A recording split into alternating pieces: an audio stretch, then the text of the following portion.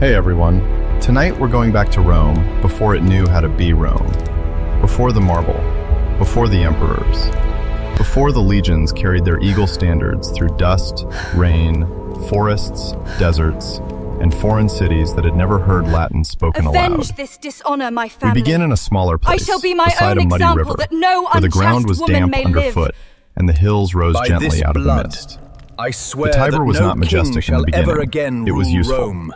Brown, We will have slow, liberty. unpredictable. By the gods, In the I wet swear months, that it spread Rome over the shall be lowlands free. and left the smell Never of silt again in shall the a grass. king rule over Reeds us. bent to the along Republic. its banks. Birds Receive picked through the this shallows. offering, Mars. Shepherds moved They their keep the animals between symbols, patches of but pasture. deny the name. Smoke Be vigilant, climbed from brothers. huts made of timber, clay, and thatch. No one standing there would have seen an empire. They would have seen water, animals, hunger, weather, and the need to get through another day. And maybe that is the first thing to understand about Rome. Its oldest memory was not luxury, it was survival. The Romans later told a story about this beginning, and like many old stories, it is not useful because it is simple fact. It is useful because it shows what a people wanted to believe about themselves. They said there were twin boys, Romulus and Remus, born into danger before they could even speak. Their mother, Rhea Silvia, came from a royal line, but she had been forced into sacred service as a Vestal virgin, so she would never bear children who might threaten a stolen throne. Her uncle, Amulius, had taken power, and like many frightened rulers, he feared even the future. A grown rival could be killed. A baby had to be erased before becoming one. But the gods in Roman stories rarely stayed politely outside politics. Mars, the god of war, entered the tale, and Rhea Silvia gave birth to sons who carried both royal blood and divine danger. The order came quietly, as terrible orders often do. The infants were to be placed in a basket and left to the river. It is easy to move past that moment because the legend does, but someone had to carry the basket, someone had to hear the children crying, someone had to lower them toward the water and let go.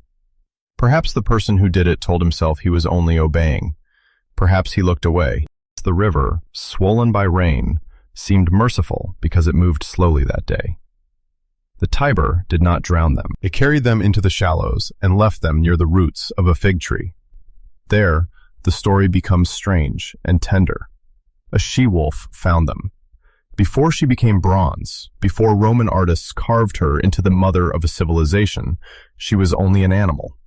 Warm breath, coarse fur, milk, instinct, a den in the dark earth. She did not know she was preserving a city. She did not know that one day men would point to her as proof that Rome had been chosen by fate. She knew only that the small bodies were alive.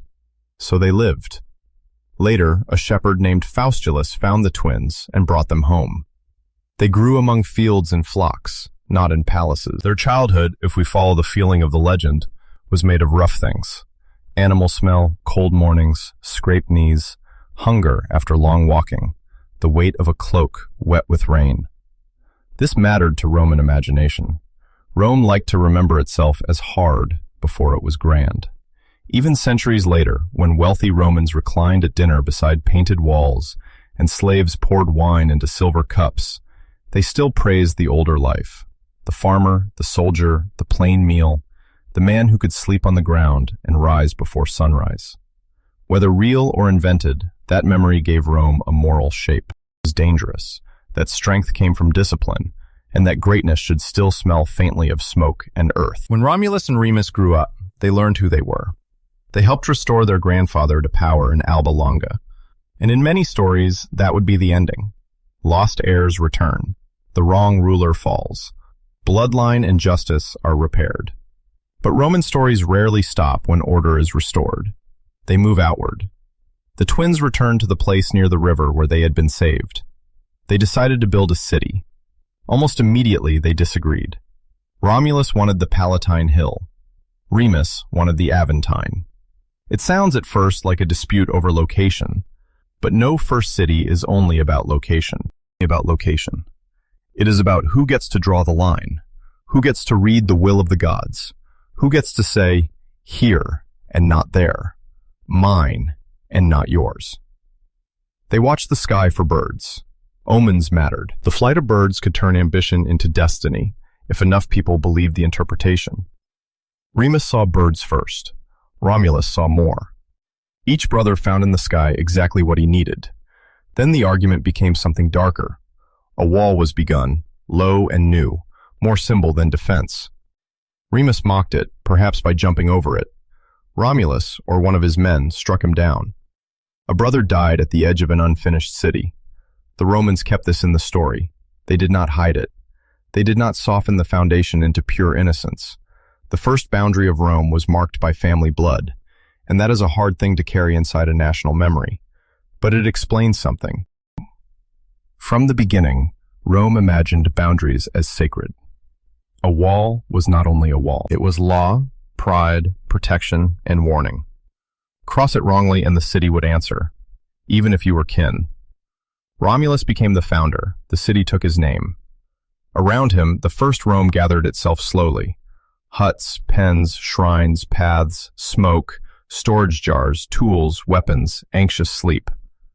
It was small enough that the loss of one harvest mattered. Small enough that everyone knew who had married, who had stolen, who had died, who had returned with news from another settlement. But it was not closed. This is one of the most important things about early Rome, and one of the easiest to miss. Rome grew by taking people in. Legends describe it as a refuge for wanderers, fugitives, exiles, men without land, men without inheritance, men who needed a second life. Other communities might protect purity of blood or old family lines. Rome learned, early in its own self-image, to build strength from outsiders. That habit would become one of its greatest tools. A defeated neighbor could become an ally. An ally could become a partial citizen. A partial citizen's descendants might become fully Roman. Rome's identity was not soft, but it was expandable. It could absorb people without making them equal at once. It could pull them into obligations first, belonging later. This was both generous and ruthless. The story of the Sabine women shows the darker side of that pattern.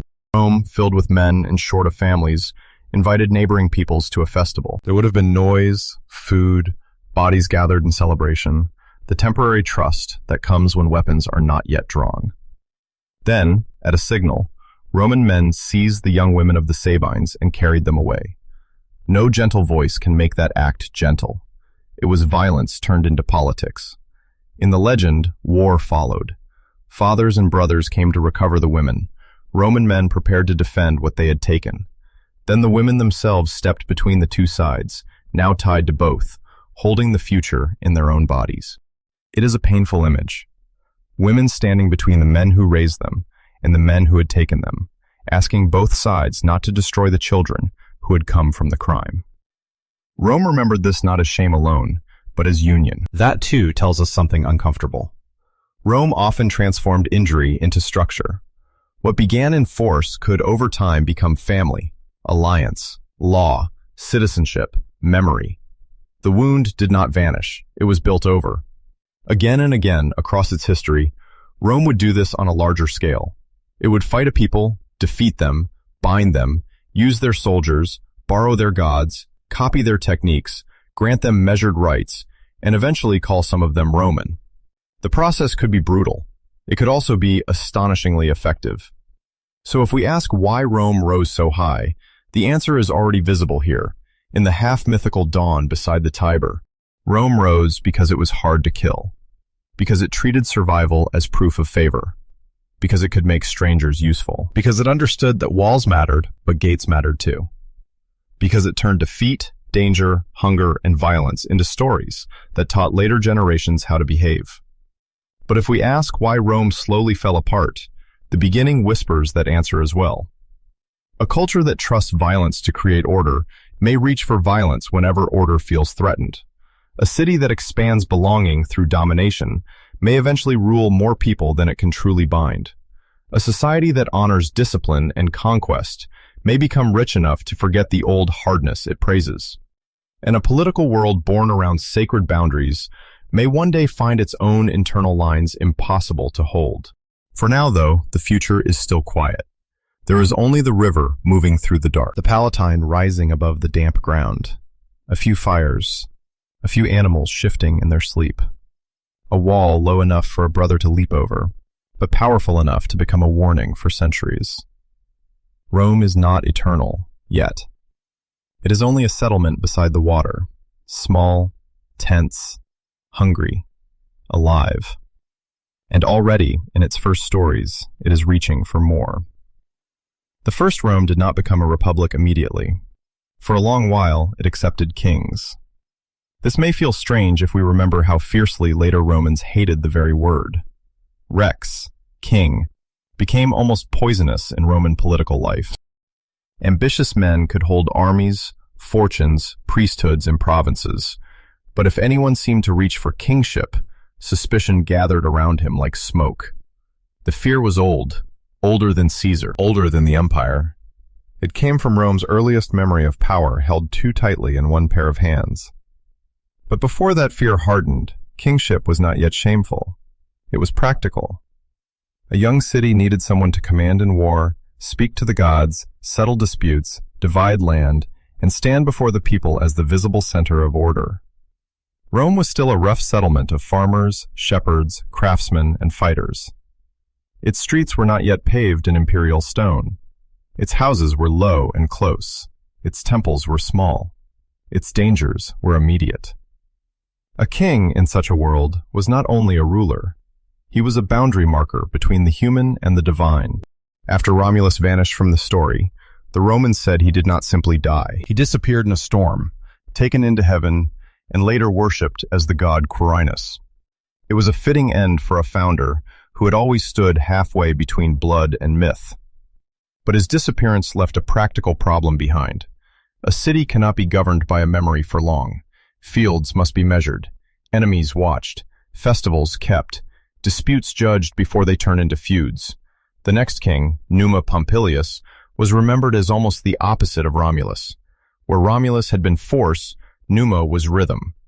The Romans imagined him as a quiet, pious man, a Sabine by origin, wise enough to understand that a city cannot live by weapons alone. Those who fight together need reasons not to fight each other. Families need days of rest and obligation. Priests need duties. The year needs shape. Fear of the gods needs ceremony, or else it becomes only private terror. Numa gave Rome religion in a more ordered form, or at least that is how later Romans remembered him.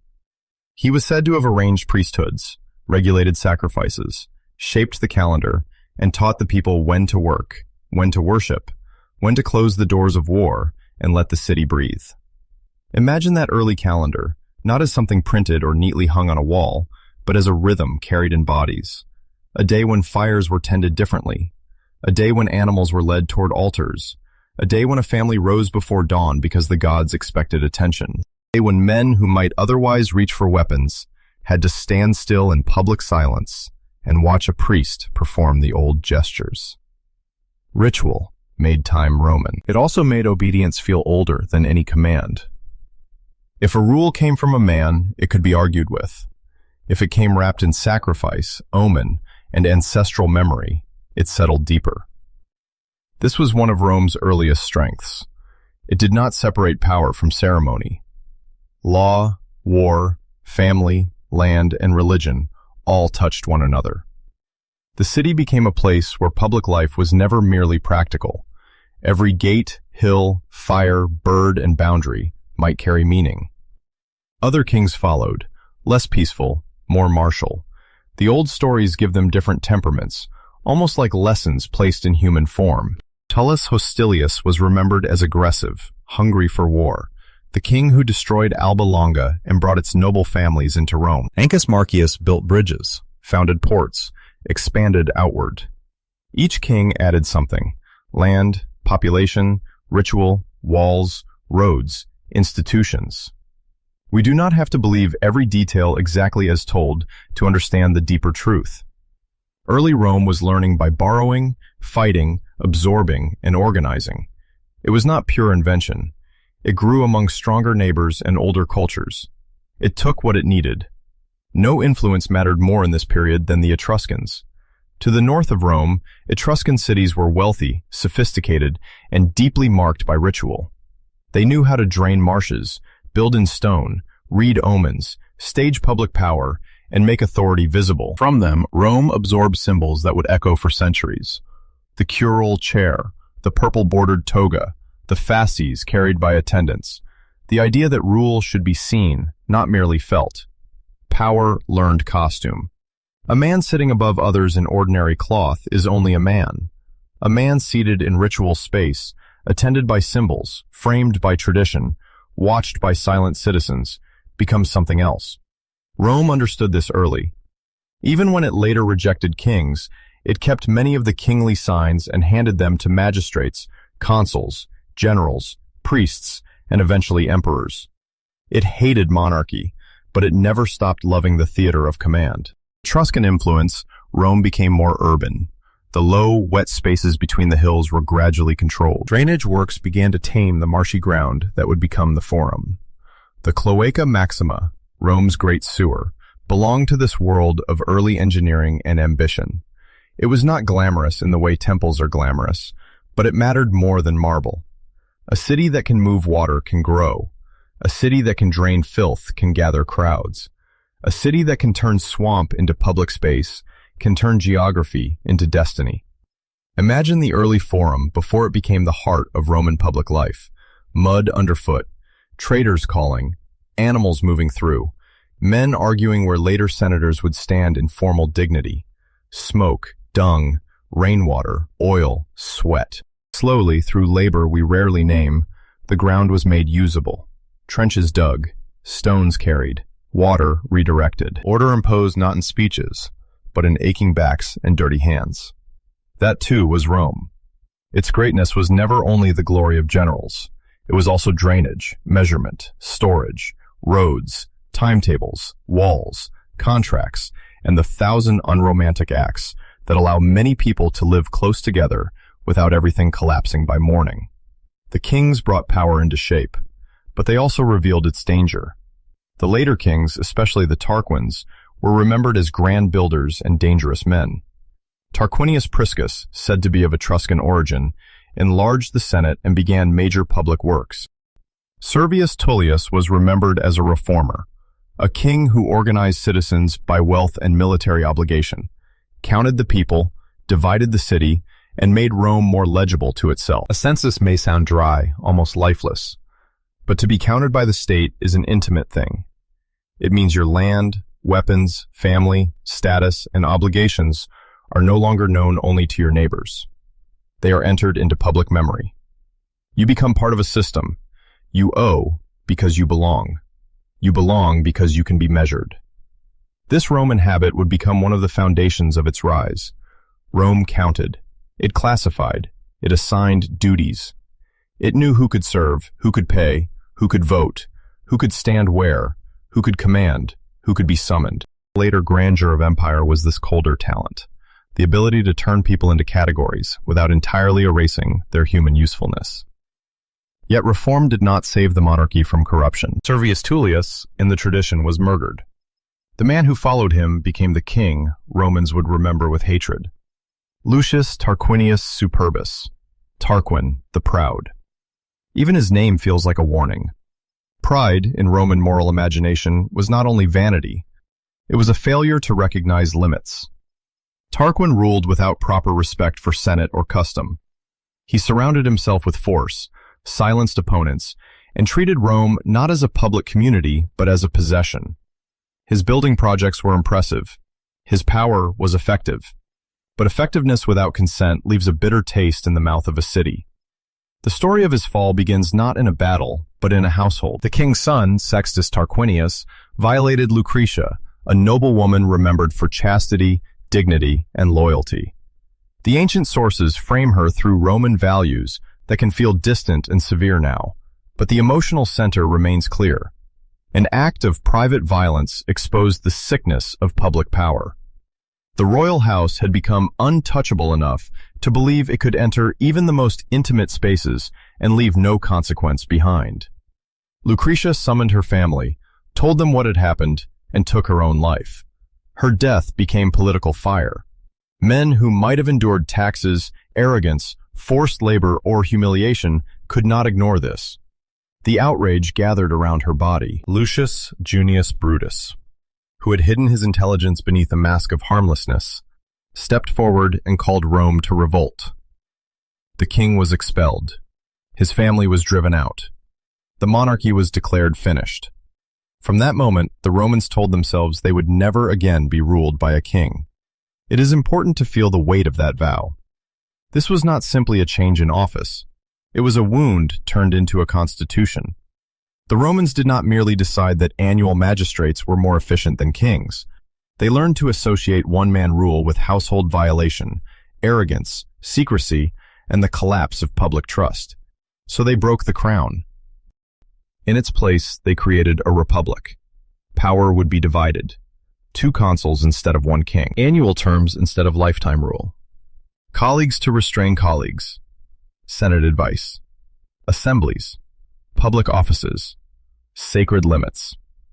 No man, in theory, would hold Rome entirely in his hands. But theory is a fragile shelter. The Romans had removed the king, not the hunger that made kings possible. Ambition did not disappear. Rivalry did not disappear. Wealth did not disappear. Fear did not disappear. What changed was the language through which power had to move. From now on, a Roman who wanted greatness had to pretend he did not want to be king. This tension would shape centuries. It made the Republic energetic, suspicious, competitive, and proud. First elite men to seek honor through election, service, military command, public generosity, law courts, and reputation. It made power temporary enough to be contested, but attractive enough to be dangerous.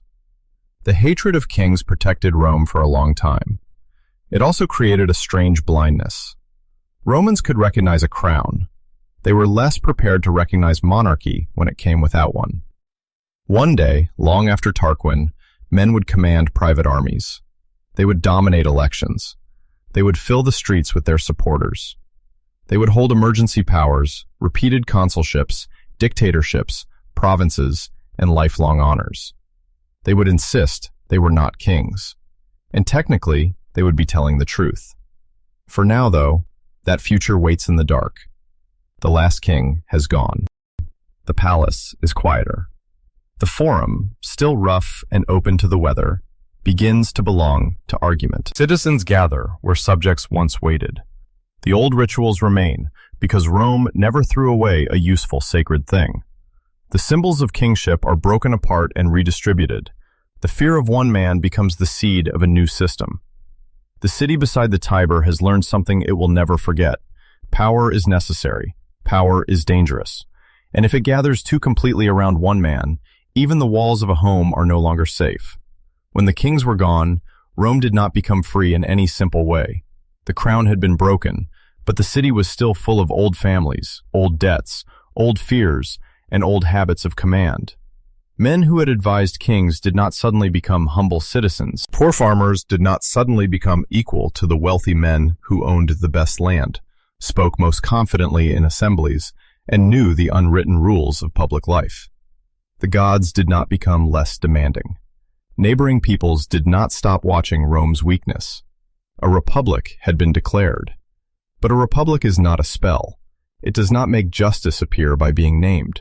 It has to be built, argued over, tested, damaged, repaired, and believed in by people who often want different things from it. The early republic was cold in the morning. It smelled of smoke, animals, damp wool, and iron. Citizens gathered in the open air, not beneath the polished ceilings of later centuries. They came from farms outside the walls, from workshops, from narrow houses where children slept close together and food was never guaranteed beyond the next harvest. Some arrived wearing the confidence of ancestry.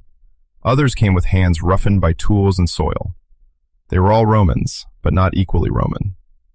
At the top stood the patricians, the old families who claimed noble descent and guarded public authority as if it were inherited property. They knew the rituals. They knew the legal formulas. They had the networks, clients, marriage alliances, and religious prestige that made power feel natural in their hands. Below them were the plebeians, a much broader world of small farmers, artisans, laborers, shopkeepers, and soldiers. They filled the ranks of the army. They paid debt. They raised children. They stood in the sun while elite men debated their futures. They were necessary to Rome's survival, but necessity did not mean respect. This imbalance became the first great struggle of the Republic. Not a single battle, not a clean revolution. A long pressure inside the body of the city. The patricians wanted order. The plebeians wanted protection. Both claimed to defend Rome. Both were right in some way. The city needed leadership, continuity, and religious authority. It also needed the men who planted, marched, repaired, carried, fought, and came home to creditors waiting at the door. Debt was one of the cruelest parts of early Republican life. A poor farmer called to serve in war might leave his field untended. If the harvest failed or his land declined, he could borrow.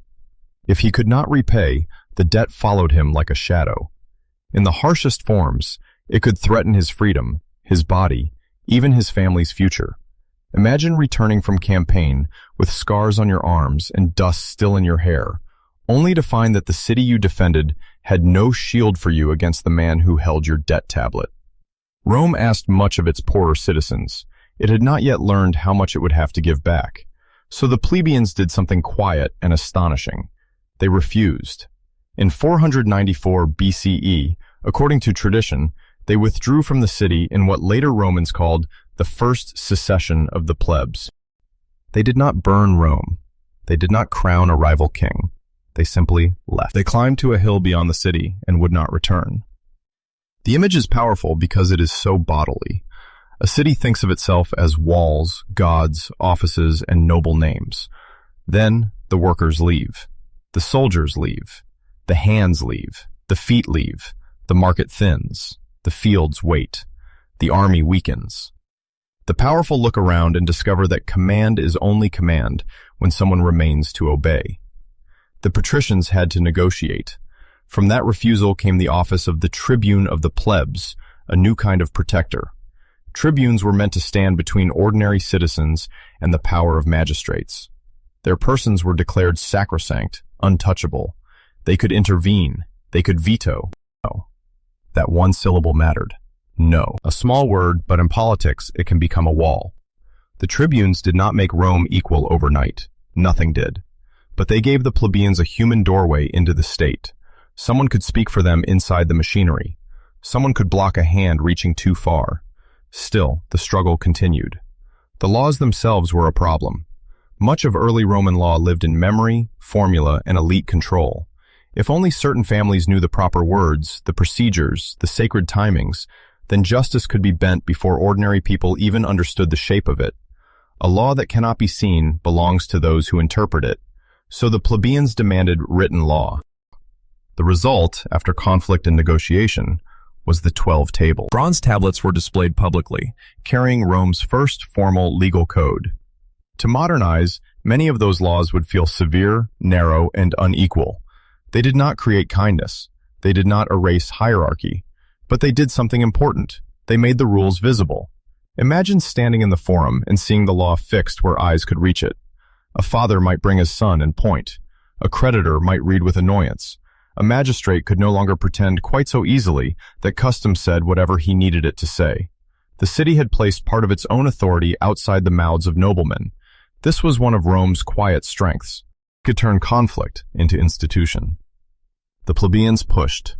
The patricians resisted. Rome bent, but did not break. Each concession became part of the system. Tribunes, written laws, plebeian assemblies, access, slowly, to magistracies, permission for intermarriage between classes. Eventually, plebeians could become consuls. The old families remained powerful, but power had learned to share just enough to survive.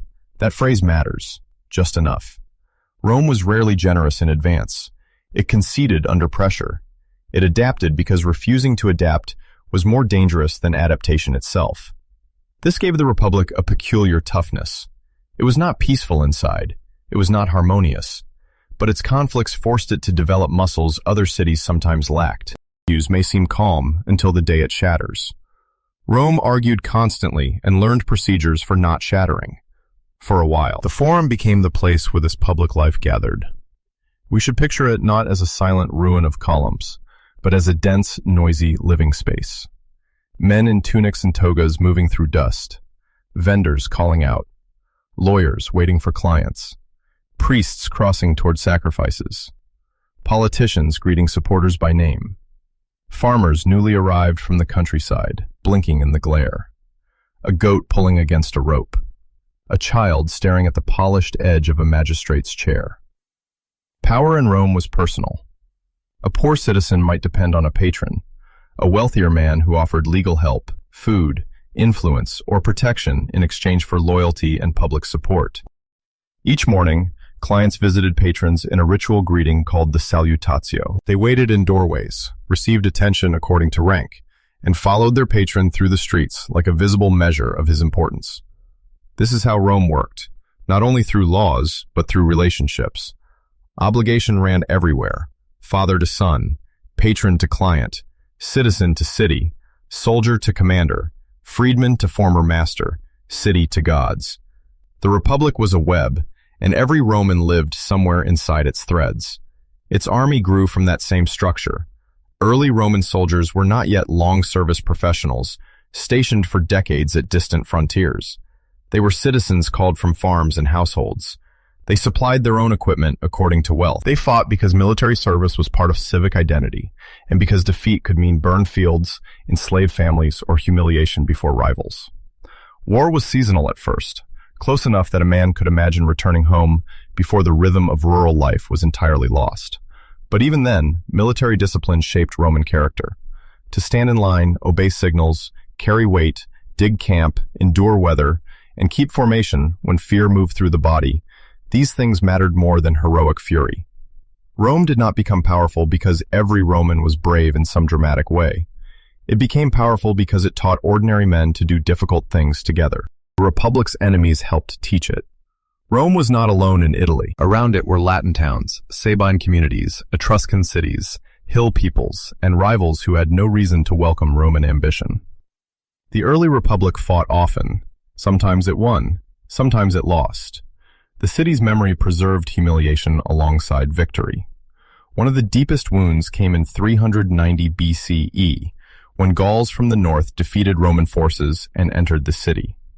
Later Romans never forgot the terror of it. The streets taken, houses burned, sacred places threatened, old men waiting in dignity for death, the capital nearly captured under cover of night. The famous story says that the sacred geese of Juno cried out when enemy climbers approached, waking the defenders in time. Whether every detail happened as told matters less than the scar it left. Rome had been entered. The city that would one day enter so many others had known the helplessness of hearing foreign feet in its own streets. That humiliation hardened it. After the Gauls withdrew, Rome rebuilt with a new urgency. Walls mattered more. Military organization mattered more. The vow beneath the rebuilding was simple: never again. Many civilizations remember victories. Rome remembered defeats and made them useful. This too helps explain its rise. Defeat did not automatically destroy Roman confidence. Often it refined Roman method. A lost battle became an argument for reform. A humiliation became a lesson. An enemy tactic became something to copy, counter, or absorb. Rome was not always brilliant at first contact. Its genius was in the second attempt, and the third, and the fourth, when pride had been injured but discipline remained. Inside the city, political conflict continued. Outside the city, war continued. These two pressures might have ruined a weaker state. In Rome, for a time, they strengthened each other. Plebeians demanded rights partly because they served in war. Patricians conceded partly because they needed soldiers.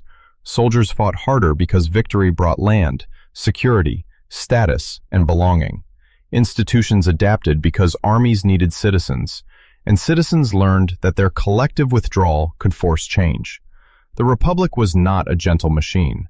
It ground people down: elders, property owners, patrons, and the well-born. Women lived under legal and social restrictions, though within households, they could wield influence far more complex than the laws admitted. Slaves had almost no protection. The poor still suffered. Debt did not vanish.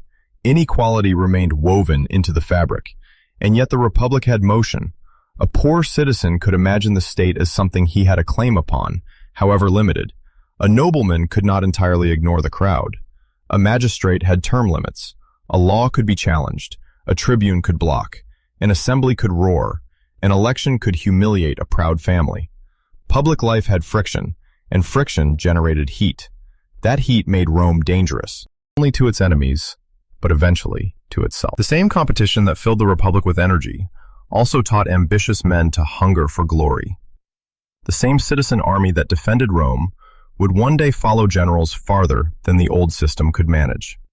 The same popular assemblies that gave ordinary citizens a voice could be stirred by money, fear, and spectacle. The same hatred of kings would make Romans suspicious of crowns, but not always of men who accumulated kingly power under republican names. For now, though, the balance held.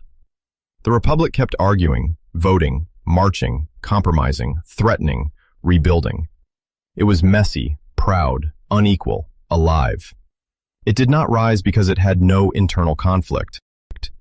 It rose because for several centuries it found ways to turn internal conflict into renewed structure. At dusk, after the Forum emptied, the city would grow quieter. Dust settled on the stones. Doors closed. Fires were lit.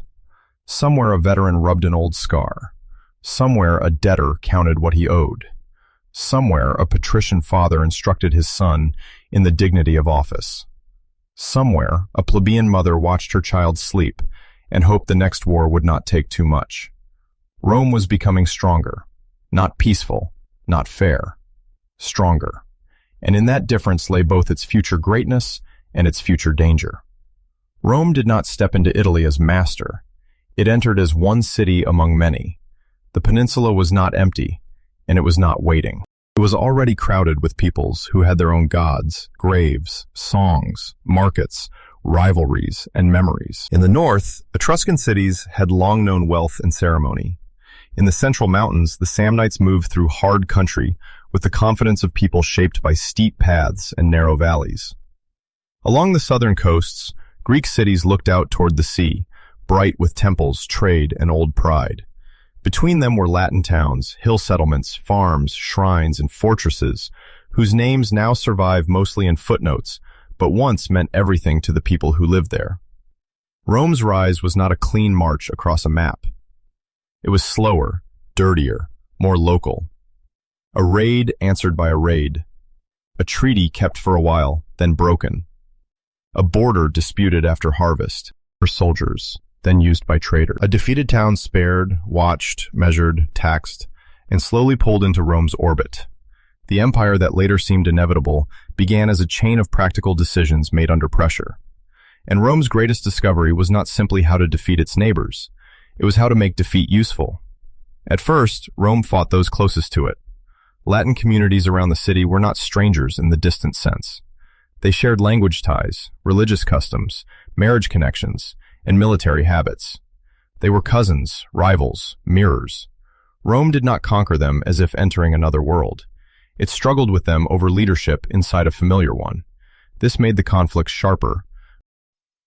A stranger's power can be hated from far away. A neighbor's dominance is felt in the body. It changes who speaks first at councils, whose road is repaired, whose young men are summoned, whose gods are honored in public rituals, whose name is placed at the center of the story. The Latin War in the 4th century BCE ended with Rome breaking the old Latin League, a federation of communities that had once stood beside one another. Rome did not simply burn everything and leave ashes. It did something more intelligent and more dangerous. It dismantled the possibility of unity against itself. Each community was tied to Rome separately.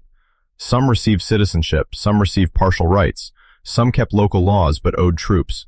Some were punished more heavily.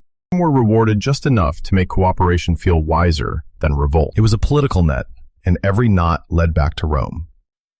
This became a Roman habit. Where another conqueror might see only enemy or subject, Rome saw categories: full citizens, half-citizens, allies, colonists, municipal communities, defeated peoples with obligations, local elites who could be honored if they served Roman interests, soldiers who could be recruited, roads that could bind them, laws that could sort them. It was not equality, it was management. But management, done patiently, can become power. To live in an Italian town after submitting to Rome might not mean waking under total ruin. Your local magistrates might still meet. Your festivals might still be held. Household gods might remain in their corner by the hearth. You might still marry, farm, trade, argue with neighbors, and bury your dead in familiar ground. But somewhere beyond these local rhythms, a larger obligation had entered the air. Rome could summon your sons. Rome could demand loyalty. Rome could decide which rival you were allowed to hate and which one you were forbidden to fight. This was conquest that did not always look like occupation. It worked because it left enough of life intact. A farmer in a conquered community might feel Rome first, not as a burning roof, but as a levy, a census, a messenger, a road crew, a new legal status. Requirement that his son serve in a campaign farther from home than anyone in the family had ever traveled. The old town remained, but it now breathed through Roman lungs. The Samnites were different. They lived in the rugged interior of central and southern Italy, among mountains and valleys that did not welcome neat lines of advance. They were not easily intimidated by Rome, and they did not fight as if offering themselves to be absorbed. Their country taught patience. An army could be trapped where the road narrowed. Heavy infantry could lose confidence on broken slopes. A valley that looked empty could fill suddenly with danger. The wars between Rome and the Samnites stretched across generations. They were exhausting, bitter, and formative. Rome did not simply defeat an enemy. It had to change in order to keep fighting. One humiliation stayed in memory: the Caudine Forks. The Roman army, trapped in a mountain pass, was forced to surrender. The soldiers were made to pass under a yoke, a symbolic gesture of submission that cut deeper than wounds. Imagine them walking one by one beneath that wooden frame, armor heavy, eyes lowered, hearing the silence of their officers and the contempt of their enemies. For a people so invested in dignity, the shame mattered. But Rome had a way of storing shame until it became fuel. After defeats like this, it learned. Roads became more important. Flexible military formations mattered more. Colonies were planted in strategic places, not only as settlements, but as living nails hammered into contested land. A colony could watch a road, hold a crossing, secure a valley, remind nearby peoples that Rome was not merely passing through. The Roman road was one of the least poetic and most powerful instruments of conquest. A road did not shout. It did not celebrate itself. It lay there, hard and patient, across mud, hill, and plain. But once built, it changed everything. Soldiers could move faster. Messages could travel. Supplies could follow. Traders came after armies, and officials after traitors. A road made distance obedient. Perhaps that is why Roman power often feels less like a sudden storm than a tightening weave. Battle won the day. Roads won the years. As Rome pushed farther south, it encountered the Greek cities of Magna Graecia. These were places of older prestige, tied culturally to the Hellenic world, filled with temples, theaters, coins, philosophy, and a refined sense of themselves. To many Greeks in the south, Rome must have looked rough, ambitious, provincial. A rising inland power with discipline but little grace. The city of Tarentum, threatened by Roman expansion, called for help from across the sea. The man who answered was Pyrrhus of Epirus, a king with soldiers trained in the Hellenistic style, war elephants and the glamorous shadow of Alexander's world behind him. When Pyrrhus arrived in Italy, the Romans faced something unfamiliar. Elephants moved like living towers through the noise of battle, terrifying horses and men. Hellenistic phalanxes bristled with long spears. Pyrrhus won victories, but they cost him heavily. After one such battle, he is said to have recognized the danger of winning at such a price. Another victory like that, and he would be ruined. This is where the phrase Pyrrhic victory comes from. Success so costly, it begins to resemble defeat. For Rome, the lesson was different. It could lose and remain. A foreign king could win battles and still fail to uproot the Roman system. Pyrrhus had brilliance. Rome had depth. Rome could call more men, draw from more allies, endure longer supply of pain. That depth came from Italy itself. By the time Rome had subdued the peninsula, it possessed something few Mediterranean powers could match, a reservoir of manpower bound through layered obligation. Its allies supplied troops. Its colonies guarded strategic points. Its roads held the structure together. Its citizenship policy, uneven and often grudging, created incentives for loyalty. The conquered did not all become Romans immediately, but many became invested in Rome's survival because their own futures had been tied to it. This was Rome's genius. It did not need every subject to love Rome. It needed enough people to benefit, enough elites to cooperate, enough soldiers to serve, enough roads to connect, and enough fear to discourage rebellion. Love was optional. Participation was not. We should be careful, though, not to make this sound smooth or bloodless. Roman expansion brought grief. Fields burned. Men died far from home. Families were displaced. Local independence faded. Old leagues were broken. And some towns were punished severely enough that their names became warnings. To be absorbed by Rome was not to be gently welcomed into a generous family. It was to be forced into a larger order that could reward, use, discipline, and remember. But compared with simple destruction, it was durable. Rome rarely threw away human material. It reused it. A defeated soldier might become an auxiliary. A local noble might become a Romanized magistrate. A town's gods might be tolerated, even honored, if they could sit beside Roman ones without rebellion. A road, first built for conquest, might later carry marriage goods, letters, wine jars, legal petitions, olive oil, and stories from one valley to another. Conquest became administration. Administration became habit. Habit became identity. By the middle of the 3rd century BCE, Rome had become the dominant power in Italy. But Rome itself had changed in the process. It was no longer merely a city defending nearby fields. It was the head of a network. Its decisions reached into communities whose people might never see the forum. Its wars were no longer fought only by Romans from Rome, but by a wider Italian system whose strength came from inequality carefully organized. This was one of the reasons Rome rose so high. It built a ladder out of conquered peoples and climbed it. Yet this same strength carried future danger. The more Rome expanded, the more its citizen body strained. The more allies it relied upon, the more those allies would eventually demand fuller belonging. The more roads carried soldiers outward, the more commanders learned to think beyond the city. The more manpower Rome could summon, the larger its wars became. And large wars require rewards large enough to feed ambition. Italy made Rome powerful enough to leave Italy. That was the turning point. Once the peninsula was secured, Rome looked outward, almost reluctantly at first, then with growing hunger. Across the water lay Sicily, rich and contested. Beyond Sicily lay Carthage, wealthy, maritime, watchful. Rome had mastered hills, roads, towns, and alliances. But the sea was another world, and Carthage already knew it well. The old village beside the Tiber had become the master of Italy. But it was about to discover that the Mediterranean was not a boundary. It was an invitation. And invitations, in Roman hands, rarely remained peaceful for long. Across the water from Italy, another power had been growing for centuries, Carthage. It stood on the coast of North Africa, facing the Mediterranean not as a border, but as a road made of wind. Its ships moved through harbors, islands, and trade routes with a confidence Rome did not yet possess. Where Rome had learned the discipline of roads, Carthage had learned the moods of the sea. Its wealth came from merchants, sailors, silver, timber, grain, dyes, and the careful knowledge of currents.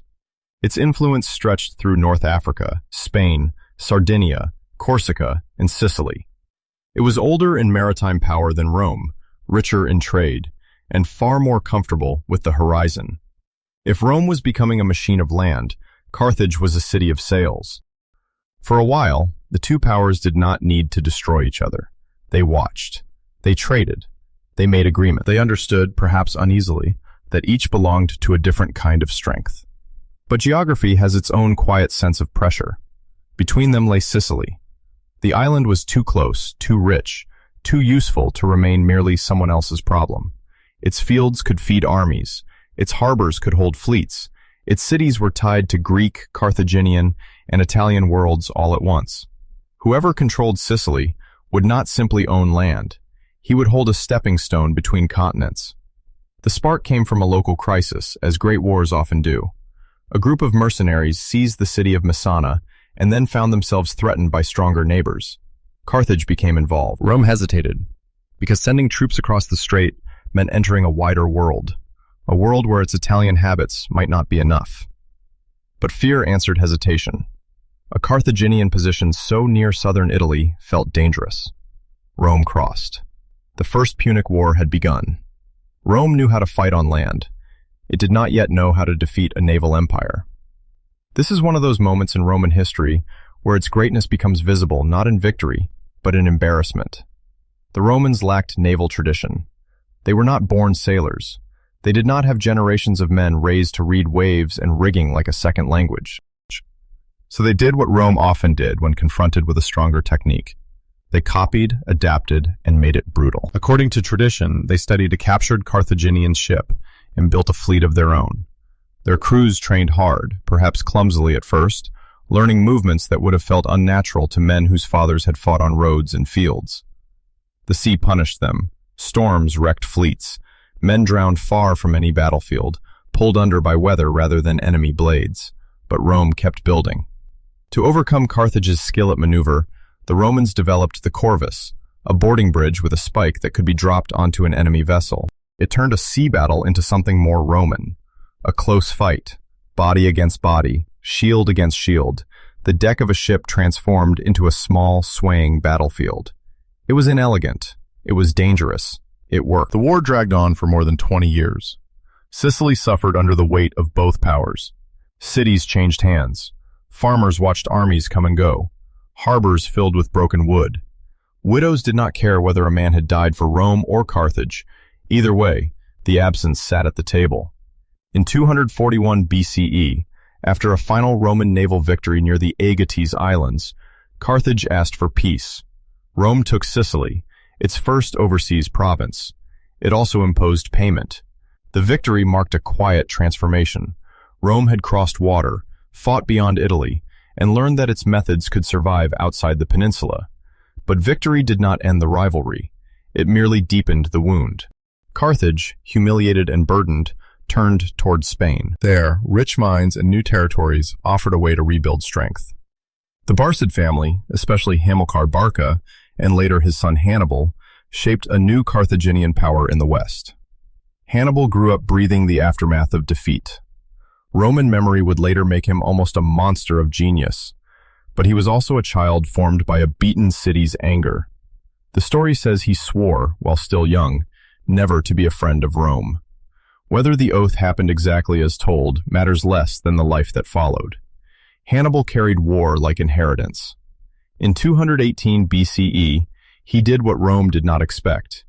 He did not sail directly into the teeth of Roman naval strength. He marched from Spain, across the Pyrenees, through Gaul, and toward the Alps, bringing with him a mixed army of Africans, Iberians, Gauls, cavalry, infantry, and elephants.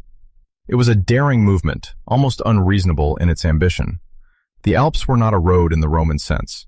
They were stone, snow, altitude, hunger, slipping feet, broken animals, hostile tribes, narrow ledges, and cold that entered the bones. Imagine the march not from above, as an arrow on a map, but from inside a tired body. A soldier waking with frost on his cloak.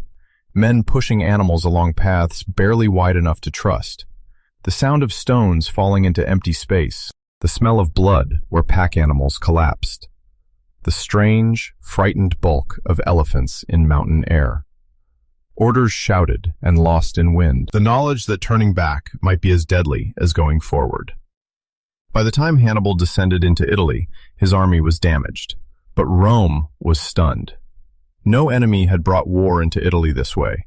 Hannibal had crossed not only mountains but Roman assumptions, and in the years that followed, he proved himself one of the most gifted commanders the ancient world had ever seen. At the Trebia, he defeated Roman forces in cold conditions that favored his planning. At Lake Trasimene, he lured an army into a trap so complete that fog, water, hills, and panic all seemed to fight for him. Then came Cannae. Cannae was not simply a defeat. It was a wound so deep that Roman memory never stopped touching it. In 216 BCE, on a hot plain in southern Italy, the Romans gathered a massive army to crush Hannibal by weight. They trusted numbers, courage, and the forward pressure of citizen soldiers who believed they could break anything if they pushed hard enough. Hannibal gave ground in the center, drew them inward, and closed around them from the sides. The Roman formation compressed into itself. Men could not swing properly, could not breathe properly, could not escape. The killing lasted for hours. Tens of thousands died. It is difficult to imagine the sound of such a day without making it too sharp for the night.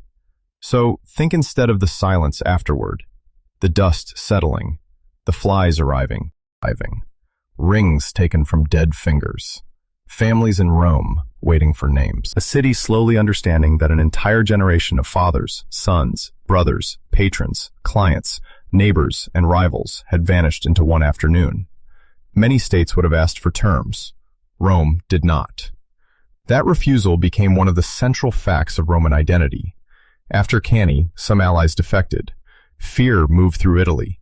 Hannibal remained undefeated in the field. Yet the Senate did not negotiate. It raised more troops. It punished disloyalty. It tightened its grip. It changed strategy. The old Roman desire to meet force with force had failed.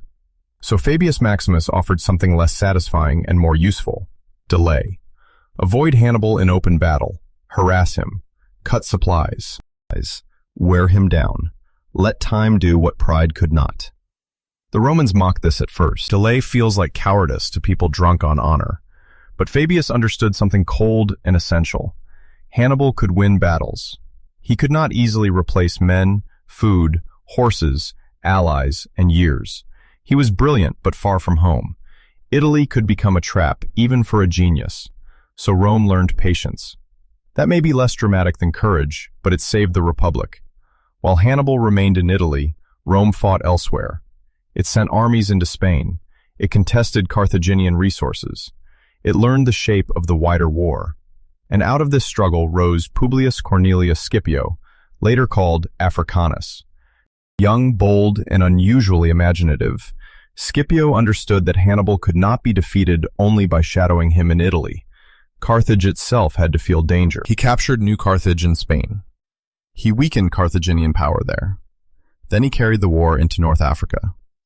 This forced Hannibal to leave Italy. After all those years, after all those victories, he was called home. There is something almost sorrowful in that. Hannibal had lived in the heart of Rome's world like a blade that could not be removed. He had beaten its armies, frightened its allies, haunted its politics, and taught its commanders humility. But he had not broken the system. The machine had kept turning around him. In 202 BCE, at Zama, Hannibal and Scipio met. The battle reversed the emotional direction of the war. Hannibal's elephants failed to shatter the Roman line. Roman and allied cavalry returned at the decisive moment. Carthage lost. Hannibal survived, but his city could no longer continue. The peace was severe. Carthage surrendered its fleet, paid heavy indemnities, and lost the right to wage war without Roman permission. Rome became the dominant power of the Western Mediterranean. Scipio returned in glory. Hannibal, the terror of Italy, became a defeated statesman in a watched and weakened city. But the Punic Wars had changed Rome in ways victory speeches could not fully admit. They had taught Rome to think beyond Italy. They had brought provinces, tribute, naval ambition, and long-distance command. They had shown that war could last not a season, but decades. Generals famous on a scale the old republic struggled to contain. They had taught Roman citizens that survival might require sacrifice, almost beyond reason. And they had planted a darker lesson, that no rival could be allowed to recover too far. Carthage obeyed the terms after the Second Punic War. It paid, it traded, it became prosperous again, not as a military empire, but as a commercial city. To some Romans, especially Cato the Elder, even this was intolerable. A beaten enemy that grows wealthy still looks, to fearful eyes, like tomorrow's threat. Cato is said to have ended speech after speech with the demand that Carthage must be destroyed. Eventually, Rome found its excuse. In 149 BCE, the Third Punic War began. The conflict was not a contest between equals. It was closer to an execution delayed by courage. Carthage resisted for 3 years under siege. Inside the walls, hunger narrowed life. People dismantled buildings for timber. Women, according to later accounts, cut their hair to make bowstrings. Streets that had once smelled of trade, cooking oil, salt air, and dye became corridors of smoke and desperation. When Roman troops finally entered, they fought through the city street by street, house by house. The survivors were enslaved. The city was destroyed. The old story says the land was salted, though that may be later invention. The truth was already final enough. Carthage, Rome's great rival, was gone. In the same year, 146 BCE, Rome also crushed Corinth and Greece. West and East both bowed. The Mediterranean world had changed its center. Rome had risen higher than any village beside the Tiber could have imagined. But the discipline that had saved Rome from Hannibal also hardened into something colder. Rome had learned not merely to survive threats, but to remove them completely. It had learned that fear could justify annihilation. It had learned that victory overseas could bring wealth beyond old limits. It had learned that generals could return from distant campaigns with fame large enough to disturb the balance of the Republic. The wars against Carthage proved Rome's greatest strength, the refusal to die. They also taught Rome habits that would become dangerous once there were no equals left outside to fear. At night, after the final fires of Carthage dimmed, the sea still moved as it always had. Waves touched the harbor stones. Smoke drifted over broken walls. Somewhere across the water, Rome celebrated. But victory had opened a door.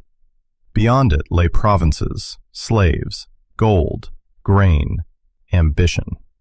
And a question Rome had not yet learned to ask. What happens to a republic built for struggle when it wins too much? After Carthage was gone, Rome stood almost alone in the Mediterranean. There were still kings in the east, tribes in the north, cities with old walls and older pride. There were still deserts Rome did not understand, forests it disliked, mountain peoples who could disappear into stone and mist. But no rival now looked equal in the old way. No other power could stare across the sea and make Rome feel truly contained. This was the dangerous moment. Not defeat, victory. Defeat wounds the body quickly. Victory can enter more slowly, like sweetened wine, warming the blood until a man no longer notices how far he has drifted from himself.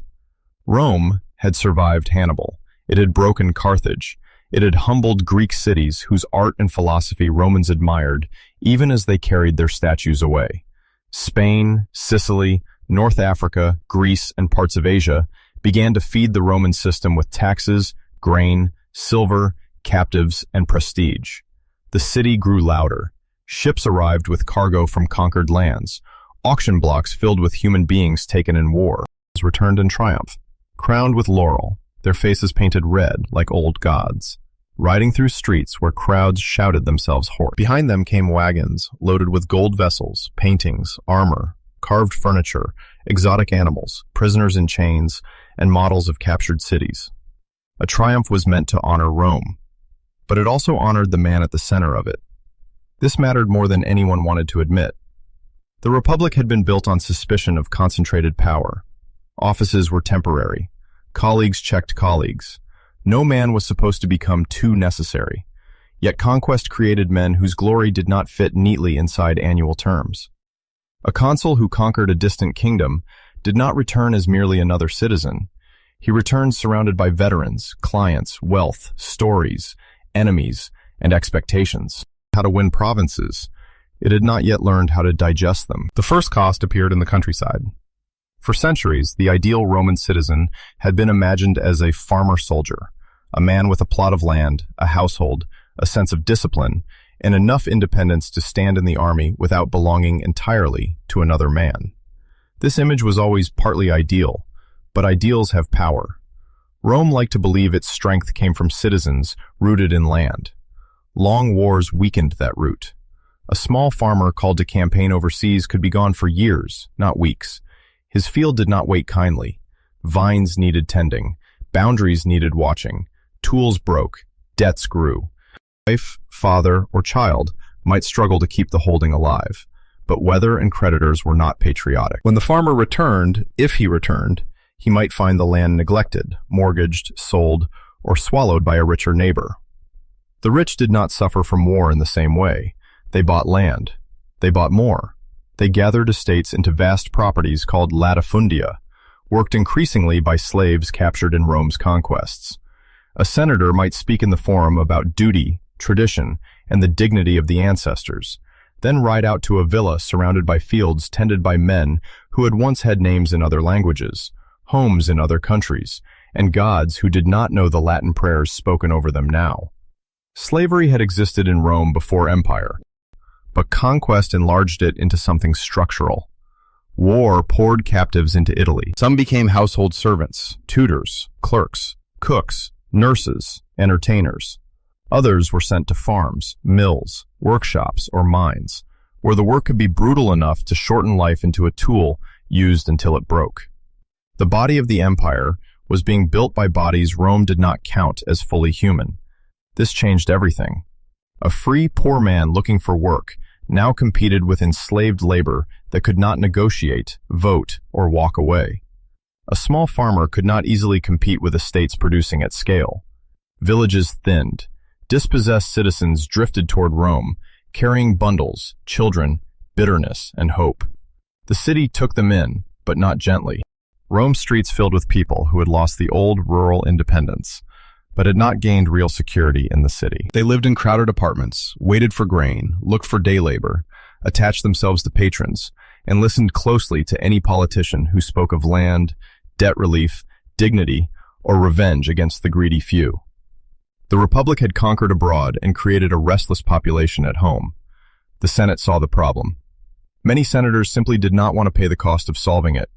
Their wealth now depended on the new order: provincial exploitation, slave labor, land accumulation, military contracts, tax farming, and the prestige of endless expansion.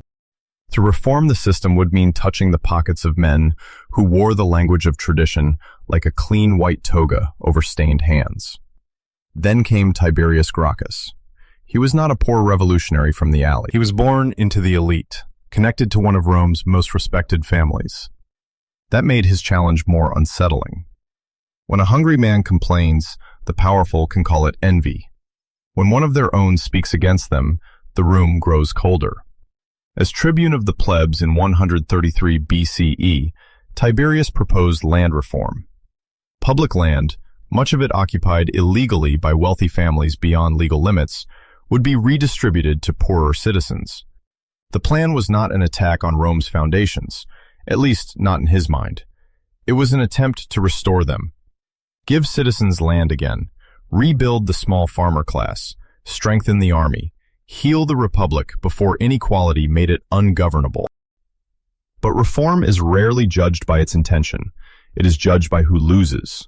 The Senate resisted fiercely. Tiberius bypassed it and took his proposal directly to the popular assembly. In doing so, he touched something explosive. He appealed over the heads of the aristocracy to the people themselves. To his supporters, this looked like justice. To his enemies, it looked like a man building power through the crowd, the old Roman nightmare in a new form. When Tiberius sought a second term as tribune, fear turned to violence. A group of senators and their followers attacked him near the Capitol. They used clubs, broken furniture, anything close at hand. No clean duel, no battlefield, no noble death beneath standards, just a political killing in public space. His body was thrown into the Tiber. The river that had carried Rome's founders now received one of its reformers, without ceremony. This was a turning point. The Republic had always known conflict. It had known shouting, legal obstruction, class tension, secession, pressure, bitterness. But the murder of Tiberius Gracchus taught Rome a new lesson. If political defeat seemed too costly, violence could settle the matter. 10 years later, his younger brother Gaius Gracchus took up the cause. Gaius was sharper, broader in vision, and more dangerous to the Senate because he understood systems. Land was only part of the wound. He supported grain measures to help the urban poor, reforms to weaken senatorial control of courts, colonies for citizens, and possible rights for Rome's Italian allies. He saw, more clearly than many, that Rome's empire had outgrown the narrow old citizenship that managed it. His enemies learned from what had happened to Tiberius. They did not always strike directly at first. They divided support, offered rival proposals, frightened moderates, waited for the movement to lose balance. Then, violence came again. The Senate passed an emergency decree claiming the Republic was in danger. Armed force followed. Gaius fled. Rather than be captured, he had a slave end his life. His followers were executed. The streets settled. The system remained. But something had broken. Reform had not disappeared. It had been bloodied. The poor had seen that champions could die. The elite had seen that killing could work. Ambitious men had seen that the people could be mobilized, that senatorial authority could be challenged, and that the language of saving the Republic could justify almost anything. Meanwhile, the empire continued to produce wealth and misery in the same breath. In Sicily, slave revolts erupted. Men who had been captured, sold, branded, beaten, and worked beyond endurance rose against their masters. These uprisings were terrifying to Roman landowners, not only because they threatened property, but because they revealed the human pressure beneath the economy. A field worked by chains is never truly peaceful. It is quiet only as long as fear holds. In provinces, Roman governors often behaved like men given temporary access to a locked treasury. Some governed honestly. Others squeezed cities, accepted bribes, manipulated taxes, and returned home rich enough to purchase influence. Tax collectors, publicani, could become infamous for their greed. For provincial subjects, Rome might mean law and roads, but it might also mean a man with documents, soldiers, and the power to turn your harvest into someone else's profit. The Republic spoke often of liberty. Many people under it experienced extraction. This is one of the contradictions that made Rome both powerful and unstable. Its institutions still carried the language of citizen rule, ancestral virtue, and shared public life. But its material reality had changed. A city-state constitution was now trying to govern a Mediterranean empire. The old habits did not scale cleanly. The Senate was too jealous to share power widely, too corrupt to manage empire selflessly, and too slow to reform itself before others forced reform upon it. The assemblies could express anger, but not administer provinces. Magistrates served short terms, then rushed to recover campaign expenses through provincial commands. Commanders gained experience and loyalty abroad, then returned to a political system too small for their enlarged importance. Everything was becoming larger than the Republic's frame. Larger wars, larger fortunes, larger estates, larger crowds, larger commands, larger fears. And fear, in Rome, rarely stayed still. The poor feared hunger. Allies feared exclusion. Slaves feared punishment and dreamed of escape. Senators feared reformers. Reformers feared assassination. Generals feared rivals. Voters feared being forgotten. The old balance of pressure that had once made Rome adaptable now began to turn poisonous because the rewards were too great and the stakes too high. In the evening, the city still looked magnificent to those who wanted to see magnificence. Temples stood against the sky. Processions moved through public spaces. Lawyers argued. Priests sacrificed. Merchants counted coins. Children chased one another past walls painted with campaign notices and crude jokes. Somewhere in a wealthy house, imported Greek statues watched over a dinner where men discussed virtue between courses served by slaves. But beneath that surface, Rome was changing. The Republic had once relied on citizens who fought for land they owned, laws they could claim, and a city that needed them. Now many citizens had no land. Many soldiers needed commanders to promise what the state did not provide. Many politicians discovered that a crowd could become a weapon. Many wealthy men mistook their own enrichment for the success of Rome itself. This is why Rome's rise and slow unraveling cannot be separated. The same conquest that made it supreme filled it with forces its old system could not govern. Victory brought provinces. Provinces brought wealth. Wealth brought inequality. Inequality brought reform. Reform brought violence. Violence taught ambition new methods. And once Rome learned those methods, it could not easily forget them. The night after a political killing, the Forum does not look so different. Stones remain. Columns remain. Dawn still comes. Men return to business because business must continue. But something invisible has shifted. A limit has been crossed. What was once unthinkable has become precedent. Rome had won the world outside. Now it was beginning to lose the habits that had once held it together within. The Republic did not fall because one man wanted too much. That is the simpler story, and Rome has many men who fit it well enough. Marius, Sulla, Pompey, Caesar. Each one carried ambition like a hidden blade. One bent rules, gathered followers, frightened rivals, and claimed, in his own way, to be saving Rome. But men like these do not appear from nowhere. They rise when a system has already begun to fail the people inside it. By the late Republic, Rome's old bargain had weakened. Citizens were still told they were the heart of the state, but many had no land. Soldiers were still expected to fight for Rome, but Rome did not always protect them when they came home. The Senate still spoke of tradition, but too often tradition meant the privileges of men who had profited from conquest and wished to keep profiting. The city had grown too large, the empire too rich, the political offices too small for the weight placed upon them. Into this strained world came Gaius Marius. He was not from the oldest aristocratic circle, Arpinum, a town outside Rome, and carried the hard pride of a man who had climbed rather than inherited. He had military talent, endurance, and the ability to speak to ordinary citizens who felt ignored by the polished, noble families. To them, Marius seemed less like a marble statue and more like a man with dirt still somewhere in the seams of his hands. Rome needed him because Rome was afraid. In North Africa, the war against Jugurtha had embarrassed the Republic. Jugurtha, king of Numidia, was clever, patient, and skilled at bribing Roman officials. The conflict exposed not only military difficulty, but senatorial corruption. Men in Rome whispered that everything had its price: a kingdom, a command, a verdict, a delay. Marius promised something cleaner: competence. He won. Terrifying migrations of northern peoples threatened Italy. Marius won again. The Cimbrian and Teutones had already shattered Roman armies. Panic moved through the city, not the theatrical panic of rumor, but the older fear of invasion, of fields trampled and households broken. Marius reorganized, trained, waited, and defeated them. To many Romans, he became the man who had saved Italy. But salvation has a cost when it attaches itself to a person. Marius transformed the army in ways Rome did not fully understand at first. Traditionally, soldiers were property-owning citizens who could equip themselves and return to farms after service. But the old farmer-soldier class had been weakened by long wars and land loss.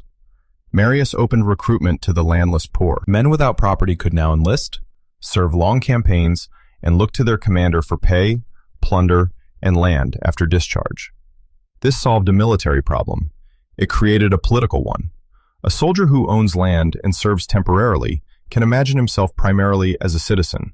A soldier with nothing, who spends years under one commander, eats because of him, survives because of him, hopes for land because of him, and follows his standard through foreign dust and winter mud, may come to feel that loyalty first in his stomach, then in his bones.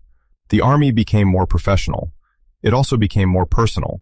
Rome had created soldiers who belonged, emotionally and materially, to generals. At first, perhaps, this did not seem fatal. The Republic had always honored great commanders, but the scale had changed. A victorious general now commanded not merely respect, but thousands of men whose future depended on his political success. Veterans needed farms. Commanders needed laws to grant those farms. Senators could block them. Assemblies could approve them. Violence could pressure them. Everything began to connect. Military loyalty entered the forum, and once it entered, it never fully left. The man who showed what this meant most clearly was Lucius Cornelius Sulla.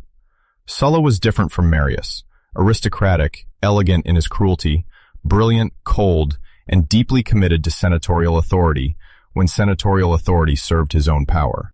He first rose under Marius, but rivalry between them hardened into hatred. The immediate conflict came over command of a war in the east against Mithridates, king of Pontus, who had challenged Roman power and overseen the massacre of Roman and Italian residents in Asia Minor. The command was valuable.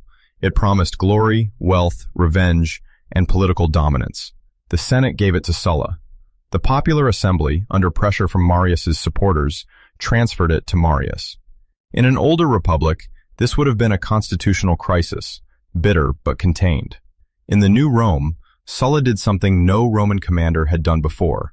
He marched his army on Rome. Pause there. Not on a foreign city, not on a rebellious ally, not across a distant frontier, on Rome. Imagine the sight of Roman soldiers moving toward their own city, with orders not to defend it, but to seize it. Men who had sworn to serve the Republic following a commander against the Republic's political heart. The old boundary, sacred in Rome's earliest stories, was crossed again. But now the violator was not a mocking brother stepping over a low wall. It was an army. The shock cannot be overstated. Sulla took the city. Marius fled. Laws were reversed. Enemies punished. Then Sulla left for the Eastern War, and Rome, instead of healing, opened again. Marius returned with allies and soldiers. His supporters entered the city in revenge. Enemies were killed. Heads displayed, moved from house to house.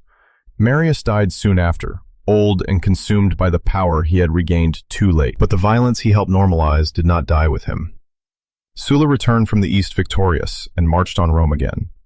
This time, he did not merely seize power in the confusion of crisis. He made himself dictator, claiming the authority to restore the Republic. Restoration, in his hands, came with lists, proscription lists, names posted publicly, men declared enemies of the state. Anyone could kill them. Their property was confiscated, their families ruined, their heads displayed as proof that the Republic was being saved. There is something especially chilling about bureaucratic murder. Violence in a riot is terrifying, but it has the heat of chaos. A proscription list is colder. A man that death has been written down, approved, organized, and priced. It turns neighbors into informants, debtors into hunters, private grudges into public service. Rome learned a new fear, that politics could come to your door with your name already prepared. Sulla eventually resigned and retired, as if to prove he had not wanted kingship, but the damage was done. He had shown that a Roman general could take Rome by force, rule by emergency power, rewrite the constitution, kill enemies legally, and then walk away. The Republic technically survived. Its soul was thinner. The generation that followed grew up in the shadow of this lesson. They knew that laws mattered, until soldiers mattered more. They knew the Senate spoke of dignity, but could be humiliated. They knew the people could be stirred. They knew a man with an army did not have to wait politely outside politics. Among those young men was Julius Caesar. Before Caesar became the name that changed everything, he was a survivor of Sulla's world. Related by marriage to Marius's faction, he had been threatened by Sulla and learned early that politics was not an abstract game. It could decide whether you lived, fled, submitted, or died. Caesar was born into an old patrician family, but not a wealthy one by the standards of his ambition. His name had prestige. His future required invention. He had charm, nerve, intelligence, and the rare ability to make very different people believe he understood them. Aristocrats saw lineage, saw generosity. Soldiers saw courage. Creditors saw risk. Enemies saw danger. He spent heavily, staged games, built alliances, spoke beautifully, and forgave publicly when forgiveness helped him. He knew Rome loved old virtue, but responded to spectacle. He knew the people wanted grain, dignity, and entertainment. He knew the Senate feared anyone who could speak over its head. He knew debt could be terrifying, but also useful if it purchased a future large enough to repay it. Caesar did not rise alone. The Republic by then was governed as much through informal power as formal office. Pompey the Great had military glory greater than almost any man alive. He had cleared pirates from the Mediterranean, conquered in the East, and returned with immense prestige. Crassus, one of the richest men in Rome, carried wealth like a political weapon. Caesar had popularity, lineage, and hunger. Together, they formed an alliance later called the First Triumvirate. It was not a legal institution in the noble sense. It was a private arrangement among men powerful enough to bend public life. Pompey wanted land for veterans and ratification of eastern settlements. Crassus wanted financial advantages for his allies. Caesar wanted a consulship and then a command. Each had something the others needed. Together, they could overpower the Senate's resistance. This is how republics weaken, not always by abolishing offices, but by making official structures less important than private bargains. Caesar became consul in 59 BCE. Office was forceful, controversial, and effective. Afterward, he secured command in Gaul. Gaul changed him. For nearly a decade, Caesar fought north of Italy, pushing Roman power across a vast region of tribes, rivers, forests, hill forts, and shifting alliances. His campaigns were ruthless and brilliant.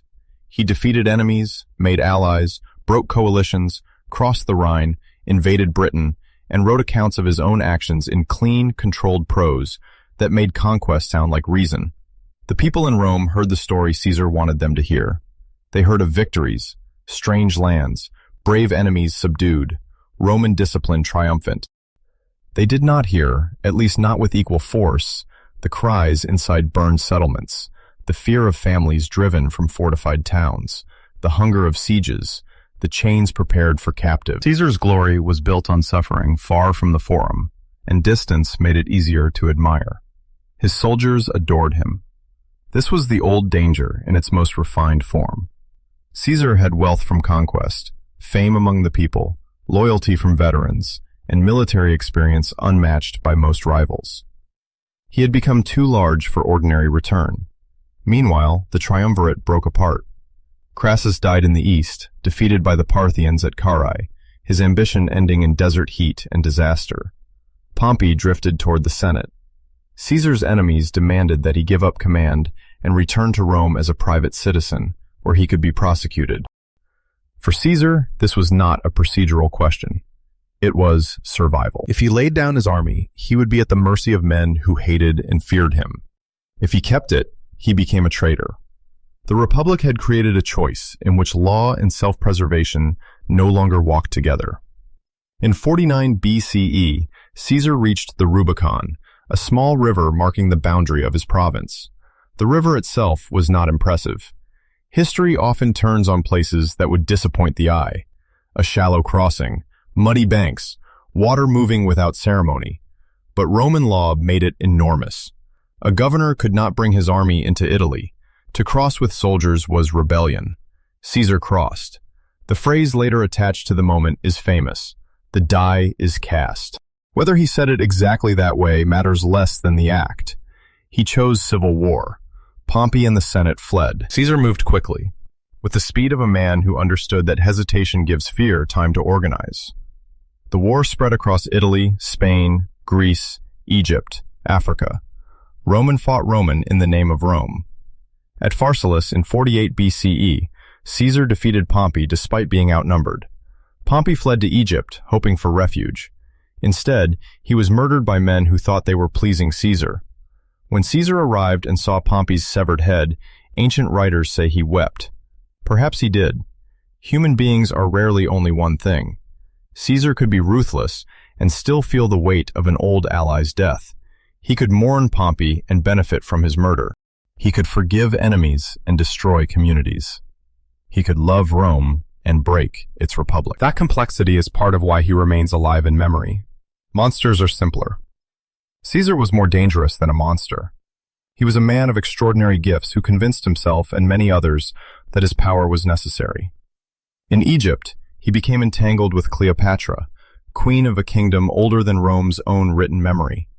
She was intelligent, politically daring, and fighting for her throne in the violent court of the Ptolemies. Their alliance was personal and strategic. Together they moved through Egypt's palace world, where Greek language, Egyptian tradition, royal ceremony, and Roman military force mixed under painted ceilings and along the Nile. But Rome waited.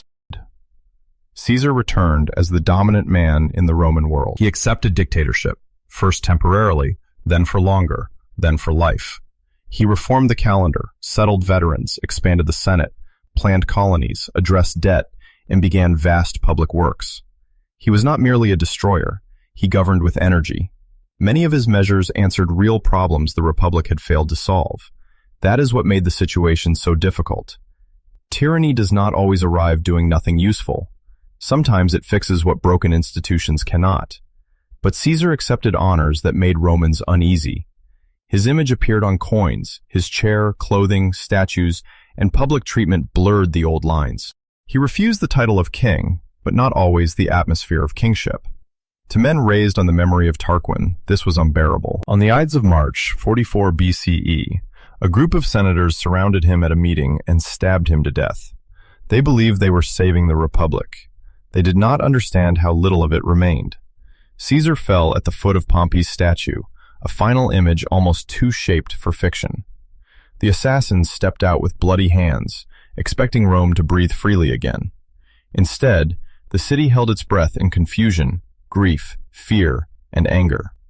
There was no living republic waiting underneath Caesar's body, ready to rise once he was removed. The laws had been weakened. The armies had been personalized. The people had learned to look toward great men. The Senate had lost moral authority.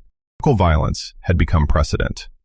Caesar was dead. The problem that made Caesar possible was still alive.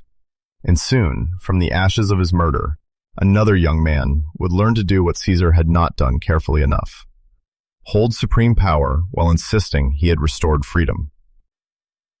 After Caesar died, Rome did not return to itself. There was no calm restoration, no clean mourning where the old republic rose from the floor, shook blood from its robe, and resumed its business. The assassins had imagined that if Caesar were removed, liberty would return by instinct, like a bird flying back to an opened window. But liberty is not a bird.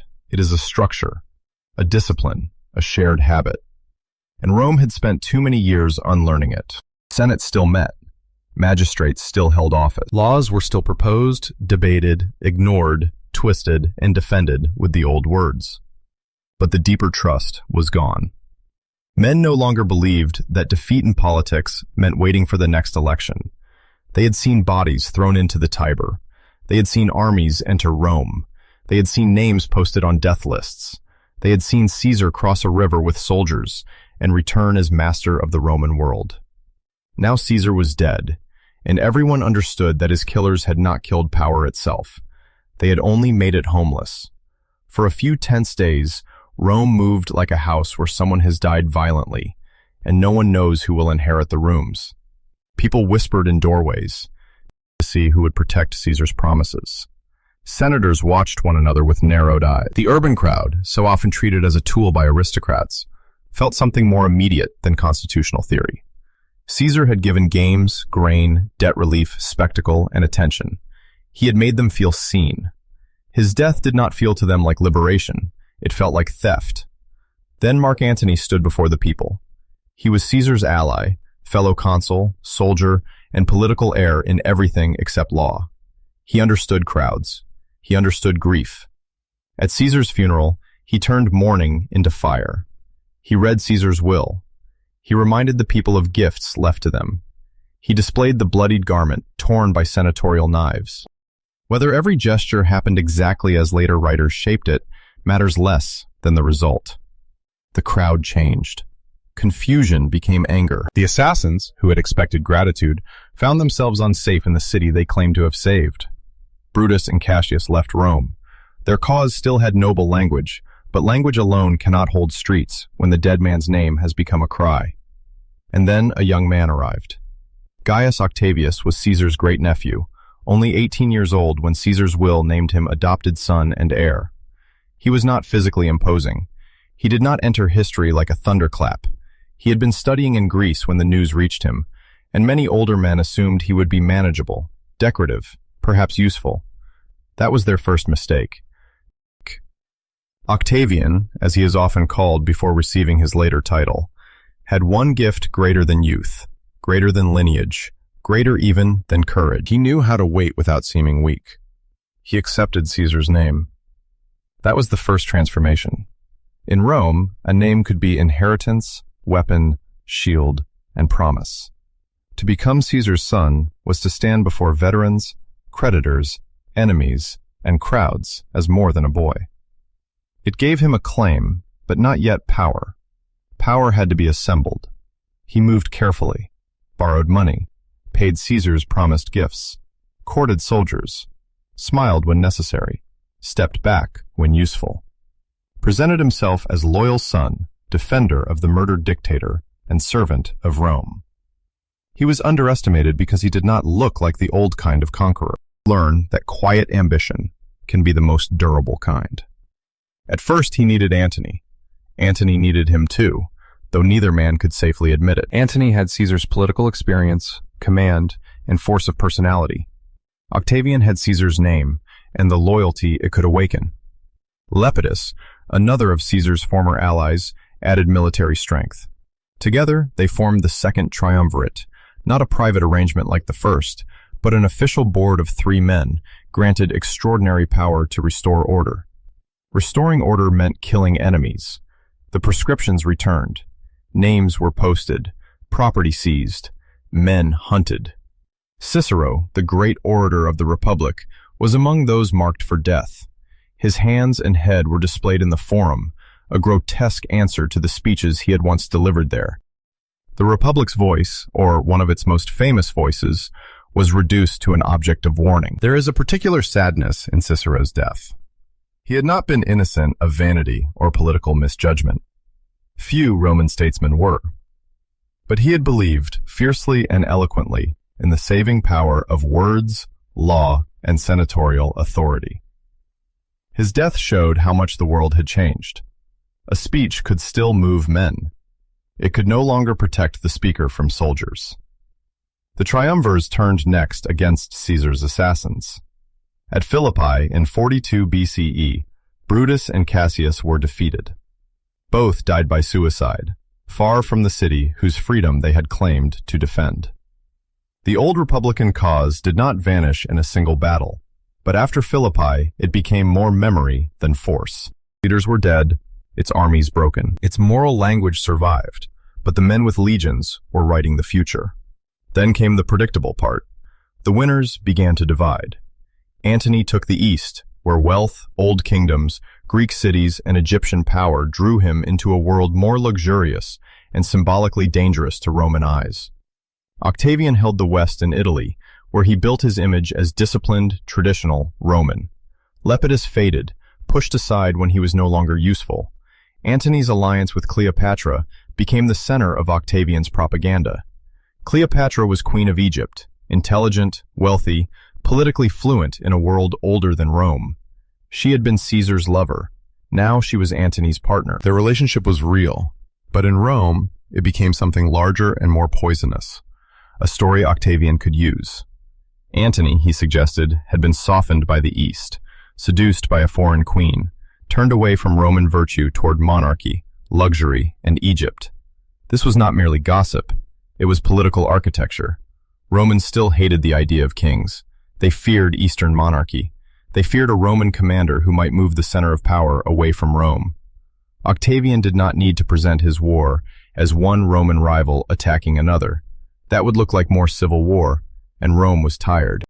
Instead, he framed the conflict as Rome defending itself against a foreign queen and a corrupted Antony. In 31 BCE, near Actium, the fleets met. The battle was fought at sea, but its consequences reached every road and province of the Roman world. Octavian's admiral Agrippa, one of the most competent and loyal men around him, helped secure victory. Antony and Cleopatra fled to Egypt. Their cause collapsed. Within a year, both were dead by their own hands. Egypt became Rome's possession. Octavian stood alone. This was the moment that had destroyed so many before him. Sulla had seized power and tried to restore the old order by force. Caesar had taken supremacy, but accepted too much visible honor, too much atmosphere of kingship, too much speed. Octavian had studied them all. He understood that Rome could accept monarchy if it did not have to call it monarchy. So he performed one of the most careful political acts in history. He gave power back, or appeared to. In 27 BCE, Octavian announced that he was restoring the Republic and returning extraordinary powers to the Senate and people. The Senate, with exquisite convenience, begged him to continue guiding the state. Titles were granted, provinces were arranged, commands were assigned. He received the name Augustus, the revered one, a title that sounded less like office than sacred atmosphere. He became princeps, first citizen, not king, not dictator, first citizen. The genius of the arrangement lay in its softness. Augustus did not abolish the Republic's forms. He preserved them, polished them, and placed himself quietly inside every important part. Consuls still existed. The Senate still debated. Elections still occurred, though under a shadow everyone understood. Magistracies retained names and rituals. Rome could look at itself and see continuity, but command of the armies rested with Augustus. The most important provinces answered to him. The treasury, laws, priesthoods, public morality, veterans, roads, borders, and succession all bent toward his will. He had not destroyed the Republic in appearance. He had hollowed it carefully and filled it with himself. The people accepted this because they were exhausted. That exhaustion is essential. Freedom can sound noble in a speech, but after decades of civil war, many ordinary people wanted something more immediate. Grain arriving on time, roads safe enough for trade, veterans settled without more riots, taxes predictable, pirates suppressed, and no more armies marching through Italy under rival Roman standards. Augustus offered peace. Not peace as innocence, peace as management. Peace enforced by legions, law, taxation, surveillance, settlement, and fear of returning chaos. The old political class may have mourned the Republic, at least in private, but many citizens made the trade without needing to say it aloud. A voice in politics for a roof that did not burn. A vote with less meaning for a city with fewer corpses in the street. This was the beautiful lie of the Augustan age, that the Republic had been restored. The beauty was real. The lie was real too. Augustus rebuilt Rome not only physically, but emotionally. He understood the power of surfaces. Temples were restored. Public buildings rose. Roads improved. Aqueducts carried water. The city's old religious life was renewed with careful ceremony. Poets wrote of destiny, ancestors, fields, gods, and Rome's long mission. Virgil gave Rome an epic past in the Aeneid, tracing Roman destiny back to the ashes of Troy. Horace sang of moderation, countryside, empire, and the fragile passing of time. Livy wrote Rome's history as a moral landscape where ancient virtue might still instruct a softened age. Literature became part of government without always feeling like propaganda. A tired people need stories that make obedience feel meaningful. Augustus also paid attention to the family, or at least to the public idea of family. He passed moral legislation encouraging marriage and childbirth among the elite, punishing adultery, and trying to present Rome's recovery as domestic as well as political. The state entered bedrooms with the same confidence it entered provinces. Public order, in the Augustan imagination, began at the household hearth. Yet his own family was troubled by the very forces he tried to discipline. His daughter Julia was exiled for scandal. He lost chosen heirs to illness and fate. Succession, the problem monarchy always creates, and republics never fully escape, haunted him. He could design offices, command armies, and reshape public memory, but he could not make time obey. Still, for decades, the system held.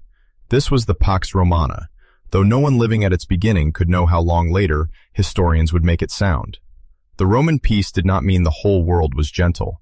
On the frontiers, soldiers still froze, sweated, bled, and died. In the provinces, taxes were still collected by men whose kindness varied. Rebellions were still crushed. Enslaved people still worked behind the polished face of order. But compared with civil war, it felt like mercy. A merchant could move goods with more confidence. Grain ships crossed the sea toward Rome. Cities in Gaul, Spain, North Africa, and Asia Minor built forums, baths, theaters, temples, and local councils modeled on Roman forms. Veterans settled in colonies and carried Latin habits into new soil. Provincial elites learned that loyalty to Rome could bring citizenship, office, status, and a place in the imperial world. Rome had become not only a conqueror, but a system people could enter, unequally, carefully, often under pressure, but enter nonetheless. This is one reason the empire rose so high. Augustus did what the Republic could not. He stabilized conquest. He turned emergency into administration, made the army permanent, the provinces governable, taxation more regular, and public life calmer. He created an imperial center strong enough to hold the Mediterranean together without the constant tearing of republican competition. He also created the pattern that would later make Rome vulnerable. Everything depended, finally, on the man at the center. If the emperor was disciplined, the system could seem wise. If he was vain, paranoid, childish, sick, cruel, absent, or weak, the same system could become dangerous very quickly. Augustus had hidden monarchy behind republican language, but he had not solved the oldest problem of kingship. He had only made it more elegant. Who rules next? And what if he is not worthy? Augustus lived long enough to make his world feel natural. That was perhaps his greatest achievement. A child born late in his reign could grow to adulthood without remembering the Republic as anything but a story told by old men. Peace, not civil war, became normal. One ruler, not rotating competition, became normal. Public gratitude, imperial imagery, and loyalty to the House of Caesar became part of the air. When Augustus died in 14 CE, the Senate declared him divine. The boy who had entered Rome with a borrowed name had become a god. Temples would rise. Priests would serve his cult. His image would remain in stone, coin, and memory. The city he left behind was larger, calmer, and more beautiful than the one he inherited. The Mediterranean was bound more tightly than ever. Gone, but the empire was alive. At dusk, Rome must have looked, to many, almost eternal. Water moving through aqueducts. Lamps lit in doorways. Bakers preparing the next day's bread. Soldiers changing watch. Senators speaking softly in houses where old Republican portraits still stared from the walls. A priest closing a shrine. A child falling asleep in a crowded upper room, knowing only that the world had an emperor and that grain would come. It was peace. It was control. It was relief. It was surrender dressed in marble, and for a long time, it worked. To understand why Rome lasted, we have to step away from the men whose names survive on coins. Away from Augustus, Caesar, Sulla, Hannibal, and all the sharp silhouettes of command. For a while, we should leave the battlefield and enter a street before sunrise. The city is not quiet exactly. Rome was rarely quiet. Even in darkness, there is movement. The wooden creak of carts allowed to pass before daytime congestion. The low complaint of wheels over stone, the slap of sandals, the bark of a dog, the cough of someone waking in a room too full of other people's breath. A baker has been awake for hours. Somewhere, dough is being worked by tired hands. Somewhere else, water is being carried. A lamp gutters. A child stirs beside a sibling on a narrow sleeping mat and hears, far below, the first voices rising through the stairwell. Most Romans did not live in marble. They lived above shops, behind curtains, in crowded apartment blocks called insulae, in rooms that could be hot, smoky, noisy, and dangerous. Fire was a constant fear. So was collapse. A family might cook over a small brazier, sleep close to its few possessions, and know the neighbors not as an idea, but as sound. Arguments through thin walls, footsteps overhead, a baby crying somewhere in the building, someone laughing too late into the night. The empire, from above, was roads, laws, governors, armies, taxes, aqueducts, and maps. From below, it was rent. It was bread. It was water from a fountain. It was whether the grain ships had arrived safely from Egypt. It was the price of oil, the honesty of a landlord, the mood of a patron, the cough that did not leave, the soldier's letter that came months late or not at all. The Roman machine was vast, but people met it in small ways. A man might meet it as a citizen lining up for grain. A widow might meet it through a legal guardian or a property dispute. A slave might meet it through a sale contract that treated his body as value. A merchant might meet it through weights, tolls, and road security. A provincial elite might meet it through citizenship and local office. A child might meet it as language, learning to shape Latin letters on a wax tablet while the teacher's rod lay nearby. This is how empires become real, not only through conquest, but through repetition. Morning after morning, the same fountain, the same tax date, the same market cries, the same road milestones, imperial image stamped on coins, passing from one hand to another until the emperor's face becomes as ordinary as the smell of bread. In Rome itself, the day gathered momentum quickly. Shops opened onto the street. Barbers set out stools. Food sellers warmed simple meals for those who had no safe kitchen at home. A worker might buy bread dipped in wine, olives, beans, cheese, or something hot from a counter darkened by smoke. The wealthy spoke often of traditional plainness, but the city's hunger was practical. People ate what they could afford, when they could afford it. Markets made the empire visible. Pepper from India, garum from Spain or North Africa, wine from Italy, Gaul, or Greece, dates, figs, lentils, oil, salted fish, wool, glass, papyrus, spices, dyes, and pottery. A person could stand in a Roman market and smell distances he would never travel. The empire entered the body through taste. But not everyone tasted it equally. For the wealthy, life could unfold inside houses built around controlled air and inward-facing calm. The domus of an elite family turned away from the street into courtyards, pools, painted walls, shaded rooms, and carefully arranged social space. A visitor passing through the entrance could read status in architecture. Who was made to wait? Who was invited deeper? Who stood in the atrium beneath the gaze of ancestral masks? Who reclined at dinner? Who served? Roman houses were not private in the modern sense. They were political stages. Each morning, clients came to greet patrons. The salutatio was part ritual, part dependence, part theater. Men in need of help, protection, loans, legal advice, or food appeared at the doors of greater men and waited to be recognized. The patron's power was measured not only in land, but in the number of bodies his house could gather before breakfast. Power had a sound. Sandals in the entrance hall, murmured names, the rustle of togas, a slave announcing who had arrived. Women moved within these worlds in ways the law often failed to describe. Roman society was deeply patriarchal. Fathers held heavy authority. Marriage could transfer a woman into new structures of obligation. Public office belonged to men. Yet elite women could manage households, estates, alliances, finances, reputations, and memory.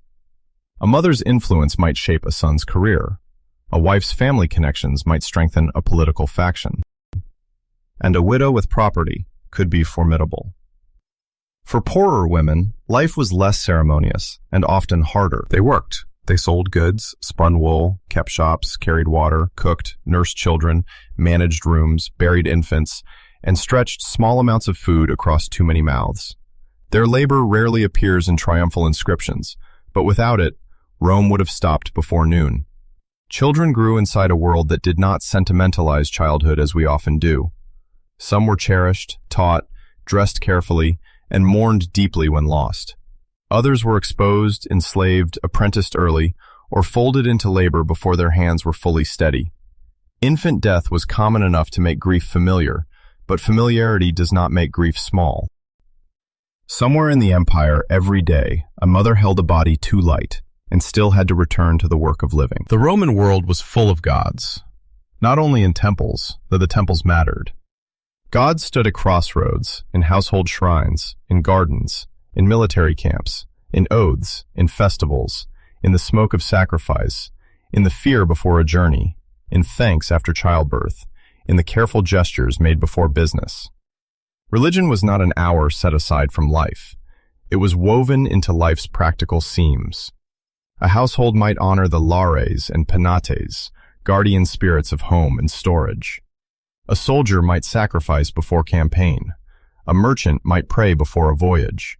A farmer might watch the weather with one eye on the sky and another on the gods who governed growth. At public festivals, the city became a body performing memory.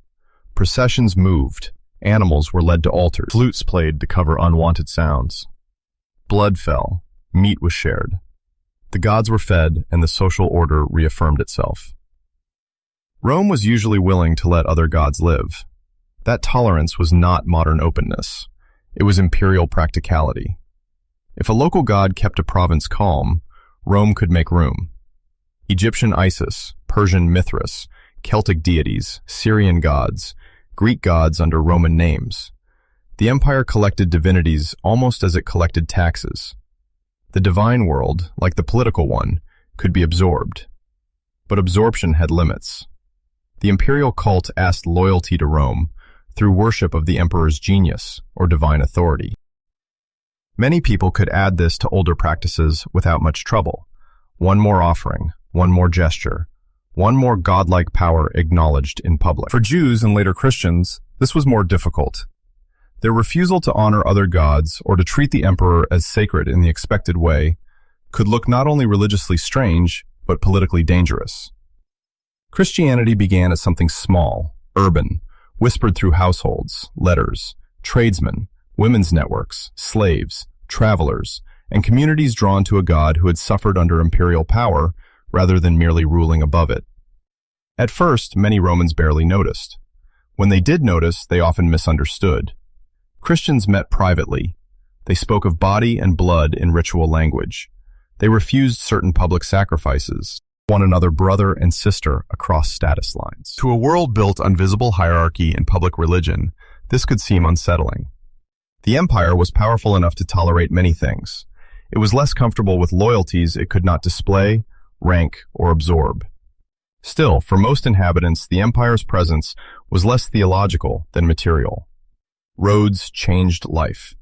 A road could bring soldiers, tax collectors, merchants, letters, news, disease, opportunity, and danger. It could carry a young man away to serve on a frontier and bring back, years later, a veteran with a scar, a foreign wife, and stories no one at home fully believed. Roman roads were famous because they lasted, but they also made the empire imaginable. Milestones told travelers where they were in relation to Rome, even when Rome was impossibly far away. Distance became numbered. Space became organized. The world acquired a Roman rhythm. In provincial towns, Rome appeared in imitation and mixture. A settlement in Gaul might have a forum, baths, Latin inscriptions, and local gods wearing Roman names. In North Africa, cities grew wealthy through grain, oil, and trade, their elites funding buildings to prove loyalty and status. In Britain, damp air settled on forts and towns where Roman walls stood against landscapes that still felt older and less obedient. In Egypt, temples that had seen pharaohs now watched Roman officials count grain for ships bound to feed the capital. Rome did not make all places the same. It made many places speak to the same center. The baths were among the clearest symbols of Roman daily order. To bathe was not merely to wash. It was to enter public rhythm. Warm rooms, hot rooms, cold pools, steam, scraping oil from skin with a strigil, gossip, business, exercise, relaxation. The baths joined bodies that society otherwise separated, though not equally and not without rules. There, the empire touched skin. Water itself was a kind of promise. Aqueducts carried it across valleys and into cities with a confidence that must still have felt miraculous. Fresh water poured into fountains, baths, basins, gardens, and elite houses. Who had once walked far for water could stand beneath a structure of arches and feel, perhaps without naming it, what Roman power meant, the ability to make distant things arrive. But every comfort rested on labor. Someone quarried stone, someone mixed mortar, someone cleaned drains, someone hauled fuel, someone stoked furnaces beneath bath floors, someone emptied waste, someone carried messages, someone copied accounts, someone stood guard at night, someone rode, someone harvested, someone died in a mine so silver could enter the imperial bloodstream. Slavery was everywhere, and because it was everywhere, it could become invisible to those who benefited from it. A household slave might be loved and beaten within the same walls. A literate slave might teach a wealthy child Greek grammar. A field slave might be worked with little concern for survival beyond usefulness. A public slave might maintain city services. A freedman might build wealth after manumission, yet remain marked by origin and obligation. The Roman machine consumed lives in layers. This is why the Pax Romana must be held carefully in the mind. It was real. It brought stability, trade, roads, law, urban growth, and long stretches where many people could live without seeing an army of invasion. It allowed letters to travel, merchants to plan, cities to build, and provincial elites to imagine themselves part of something vast. But it was not gentle. It was peace built on discipline, hierarchy, extraction, and force. It fed some because others labored. It protected roads because soldiers watched frontiers. It offered citizenship gradually, but not equally. It admired law, yet accepted bondage, depended on fear of disorder. And still, people lived inside it, not as symbols, but as humans. They fell in love. They cheated customers. They worried about children. They prayed for fevers to break. They scratched jokes into walls. They complained about politicians. They missed home. They bought cheap food. They admired actors. They mourned dogs. They made offerings. They lied, hoped, borrowed, healed, aged, and died. An empire can be enormous in history and ordinary in the morning. That ordinariness is one reason Rome lasted. It became daily life. Not just an army on the horizon, not just a tax demand, not just a governor's seal, but the shape of streets, baths, calendars, coins, careers, laws, prayers, and ambitions. People did not have to love the empire to live through it. They only had to find their place in its routines. For a long time, enough people did. But routines can hide weakness. A road that carries grain can also carry plague. A frontier that protects trade can drain money and men. A city dependent on distant harvests can tremble when ships fail. A political system centered on one ruler can remain calm only when succession is calm. A slave economy can enrich owners while hollowing free labor. An empire that absorbs gods may struggle when one faith refuses absorption and then begins to spread faster than old rituals can answer. Rome's machine worked because its parts kept moving. When enough parts slowed, cracked, or turned against one another, the whole structure would begin to strain. But not yet. In the soft light of evening, the bathhouses steam. The markets close. A soldier on a frontier writes a letter home. A woman in an apartment folds a cloak beside a sleeping child. A slave carries a lamp through a corridor where painted gods watch from the wall. In a small room somewhere, Christians whisper prayers. In a villa, guests recline and talk about virtue, while servants refill the cups. Above them all, unseen but present, the empire holds. Not like a dream, like a habit. And habits, when repeated long enough, can feel eternal. Rome did not fall in a single night. That is the first illusion we should set down gently and leave behind. There was no one moment when every road cracked, every aqueduct dried, every soldier dropped his shield, and every Roman woke to discover the empire gone. The falling apart was slower than that, and sadder.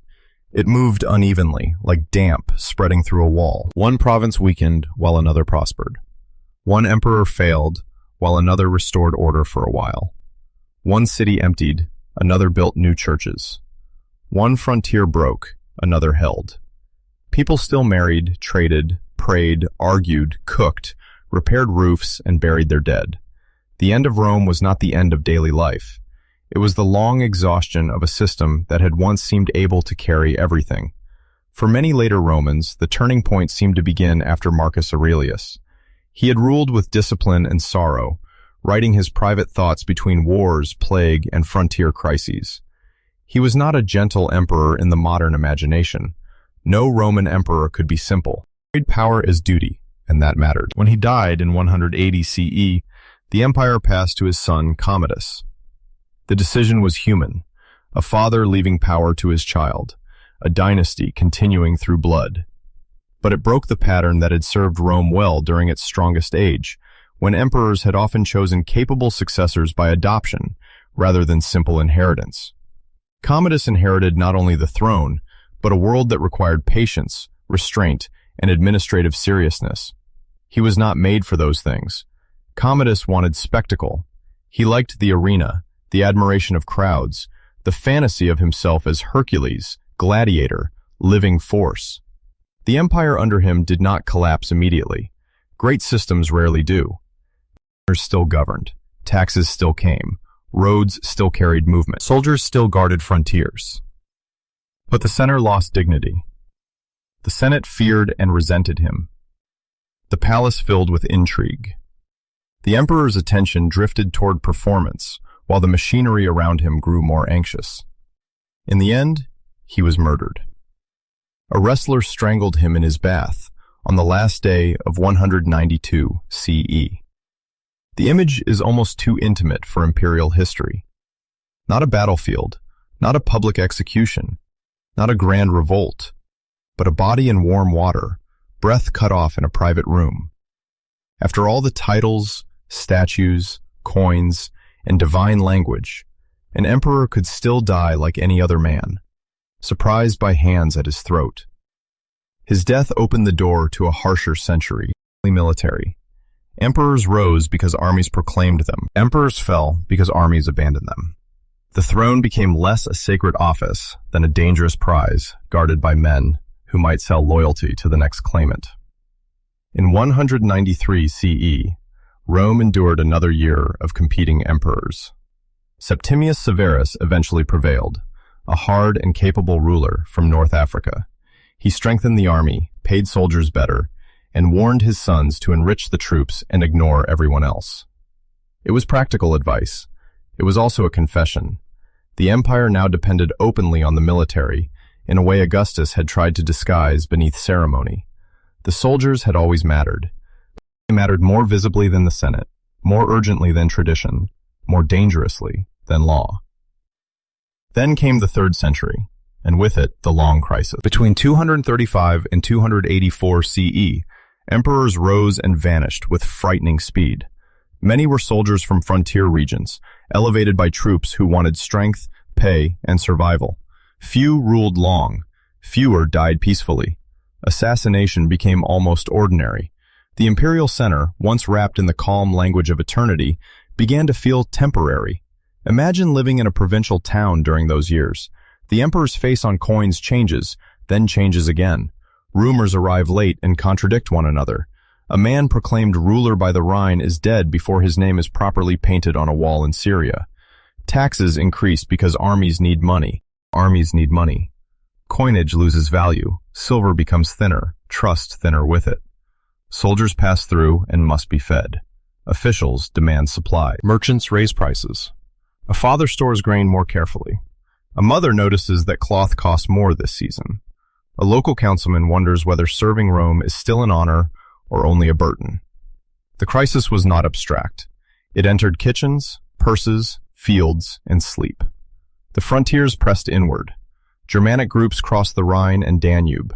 The Goths, Franks, Alemanni, and others were not simply faceless invaders, though Roman writers often made them so. They were peoples under pressures of their own: hunger, opportunity, displacement, ambition, climate, rival tribes, and the gravitational pull of Roman wealth. Some came to raid, some came to settle, some came as soldiers in Roman service. The border was never a clean wall between civilization and chaos. It was a zone of trade, fear, recruitment, imitation, violence, and desire. In the east, the Sasanian Persians replaced the old Parthian rival and brought a more aggressive imperial power to Rome's frontier. Roman armies could be defeated. Emperors could be captured. In 260 CE, Emperor Valerian was taken prisoner by the Persian king Shapur I, a humiliation almost unimaginable to earlier Romans. An emperor of Rome, alive in enemy hands. The old confidence cracked. Plague returned, weakening cities and armies. Trade faltered. Mines produced less. Taxes grew heavier. Local elites, once proud to serve in municipal offices, sometimes tried to escape duties that had become financially ruinous. Some regions broke away. In the west, a Gallic empire formed under its own ruler. In the east, Palmyra rose under Queen Zenobia, controlling rich provinces for a time. Rome did not fall, but it fragmented. Pieces of the imperial body began acting as if survival required separation from the center. And yet Rome still produced men who could repair. Aurelian was one of them. A soldier emperor of relentless energy, he fought to reunite what had broken away. He defeated Palmyra, brought the Gallic territories back, strengthened frontiers, and built new walls around the city of Rome itself. That last act carries deep meaning. For centuries, Rome had projected power outward. Its safety was assumed, almost theological. Capital again was to admit that the heart could be threatened. Aurelian was called Restitutor Orbis, restorer of the world. But even restorers were mortal. He was murdered by his own officers in 275 CE. Again, the pattern. Ability could save the empire briefly, but not save the emperor from the political violence surrounding command. The deeper reordering came with Diocletian. When he became emperor in 284 CE, he understood that the empire was too large, too strained, too exposed for one man to manage in the old style. His solution was radical.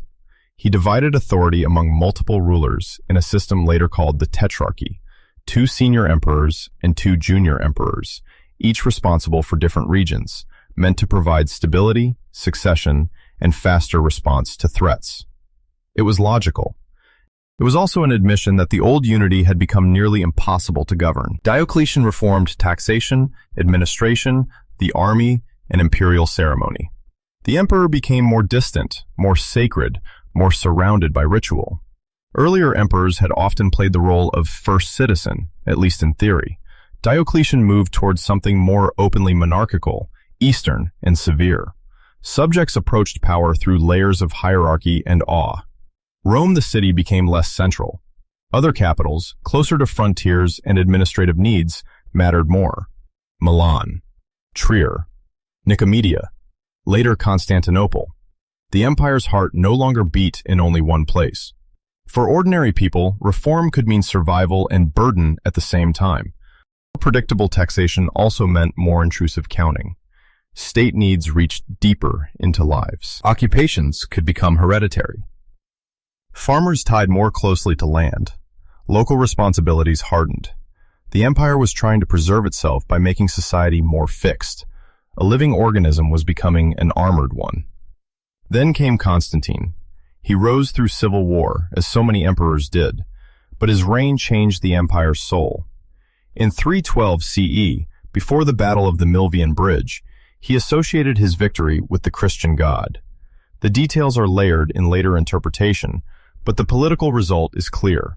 Christianity moved from persecuted minority to favored faith.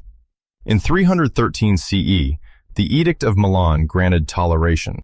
Imperial patronage transformed Christian communities into powerful institutions woven through Roman life. This did not happen overnight. Old gods did not disappear in a single decree. Temples still stood. Families still carried older habits. Rural communities often kept traditional practices for generations. But the direction changed. Bishops gained influence. Councils debated doctrine. Churches rose in cities. Christian language reshaped ideas of authority, suffering, charity, sin, and salvation. Rome had always absorbed gods. Christianity was different because it did not wish to be merely one god among many. It claimed truth over all others. The empire that had once made space for many cults now found itself increasingly organized around one faith. Some later pagans would say this weakened Rome. Some Christians would say it purified it. The truth is more complex. Christianity did not simply cause the empire to fall. It gave the late empire new networks of care, literacy, leadership, and meaning. It also changed loyalties, rituals, and the moral imagination of power. The Roman world was not only breaking, it was transforming. Constantine also founded a new imperial capital at Byzantium, renamed Constantinople. This mattered enormously. The city stood where Europe and Asia nearly touch, commanding routes between the Black Sea and the Mediterranean. It was defensible, wealthy, strategic, and closer to the empire's eastern centers of gravity. Over time, Constantinople would become the enduring heart of the Eastern Roman world. Rome remained sacred, but it was no longer necessary in the same way. The empire was eventually divided into eastern and western halves for administrative reasons that became political realities. The east was wealthier, more urbanized, and better able to sustain imperial government. The west was poorer, more exposed, more dependent on fragile military arrangements, and increasingly reliant on barbarian commanders and federate troops. The word barbarian can mislead us. Many of the people who entered the Western Empire knew Rome well. They traded with it, served in its armies, negotiated with its officials, wore its titles, and wanted land inside its borders. Some admired Roman wealth and order. Some fled other pressures, especially the movement of the Huns, whose arrival from the steppes destabilized peoples north and east of the empire. In 376 CE, Goths fleeing the Huns were allowed to cross the Danube into Roman territory. Mismanagement, exploitation, and hunger turned them from refugees into rebels. Roman officials mistreated them, cheated them, failed to feed them properly. Desperate people with weapons are not easily contained. In 378 CE, at Adrianople, the Goths defeated a Roman army and killed Emperor Valens. The shock was immense. Rome had lost great battles before, but Adrianople revealed something frightening about the late empire.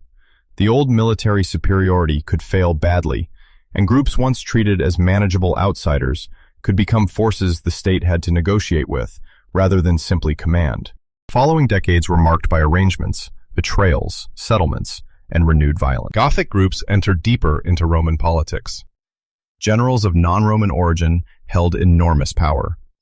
The Western court moved from Rome to more defensible cities like Ravenna, surrounded by marshes, easier to protect, less symbolically grand.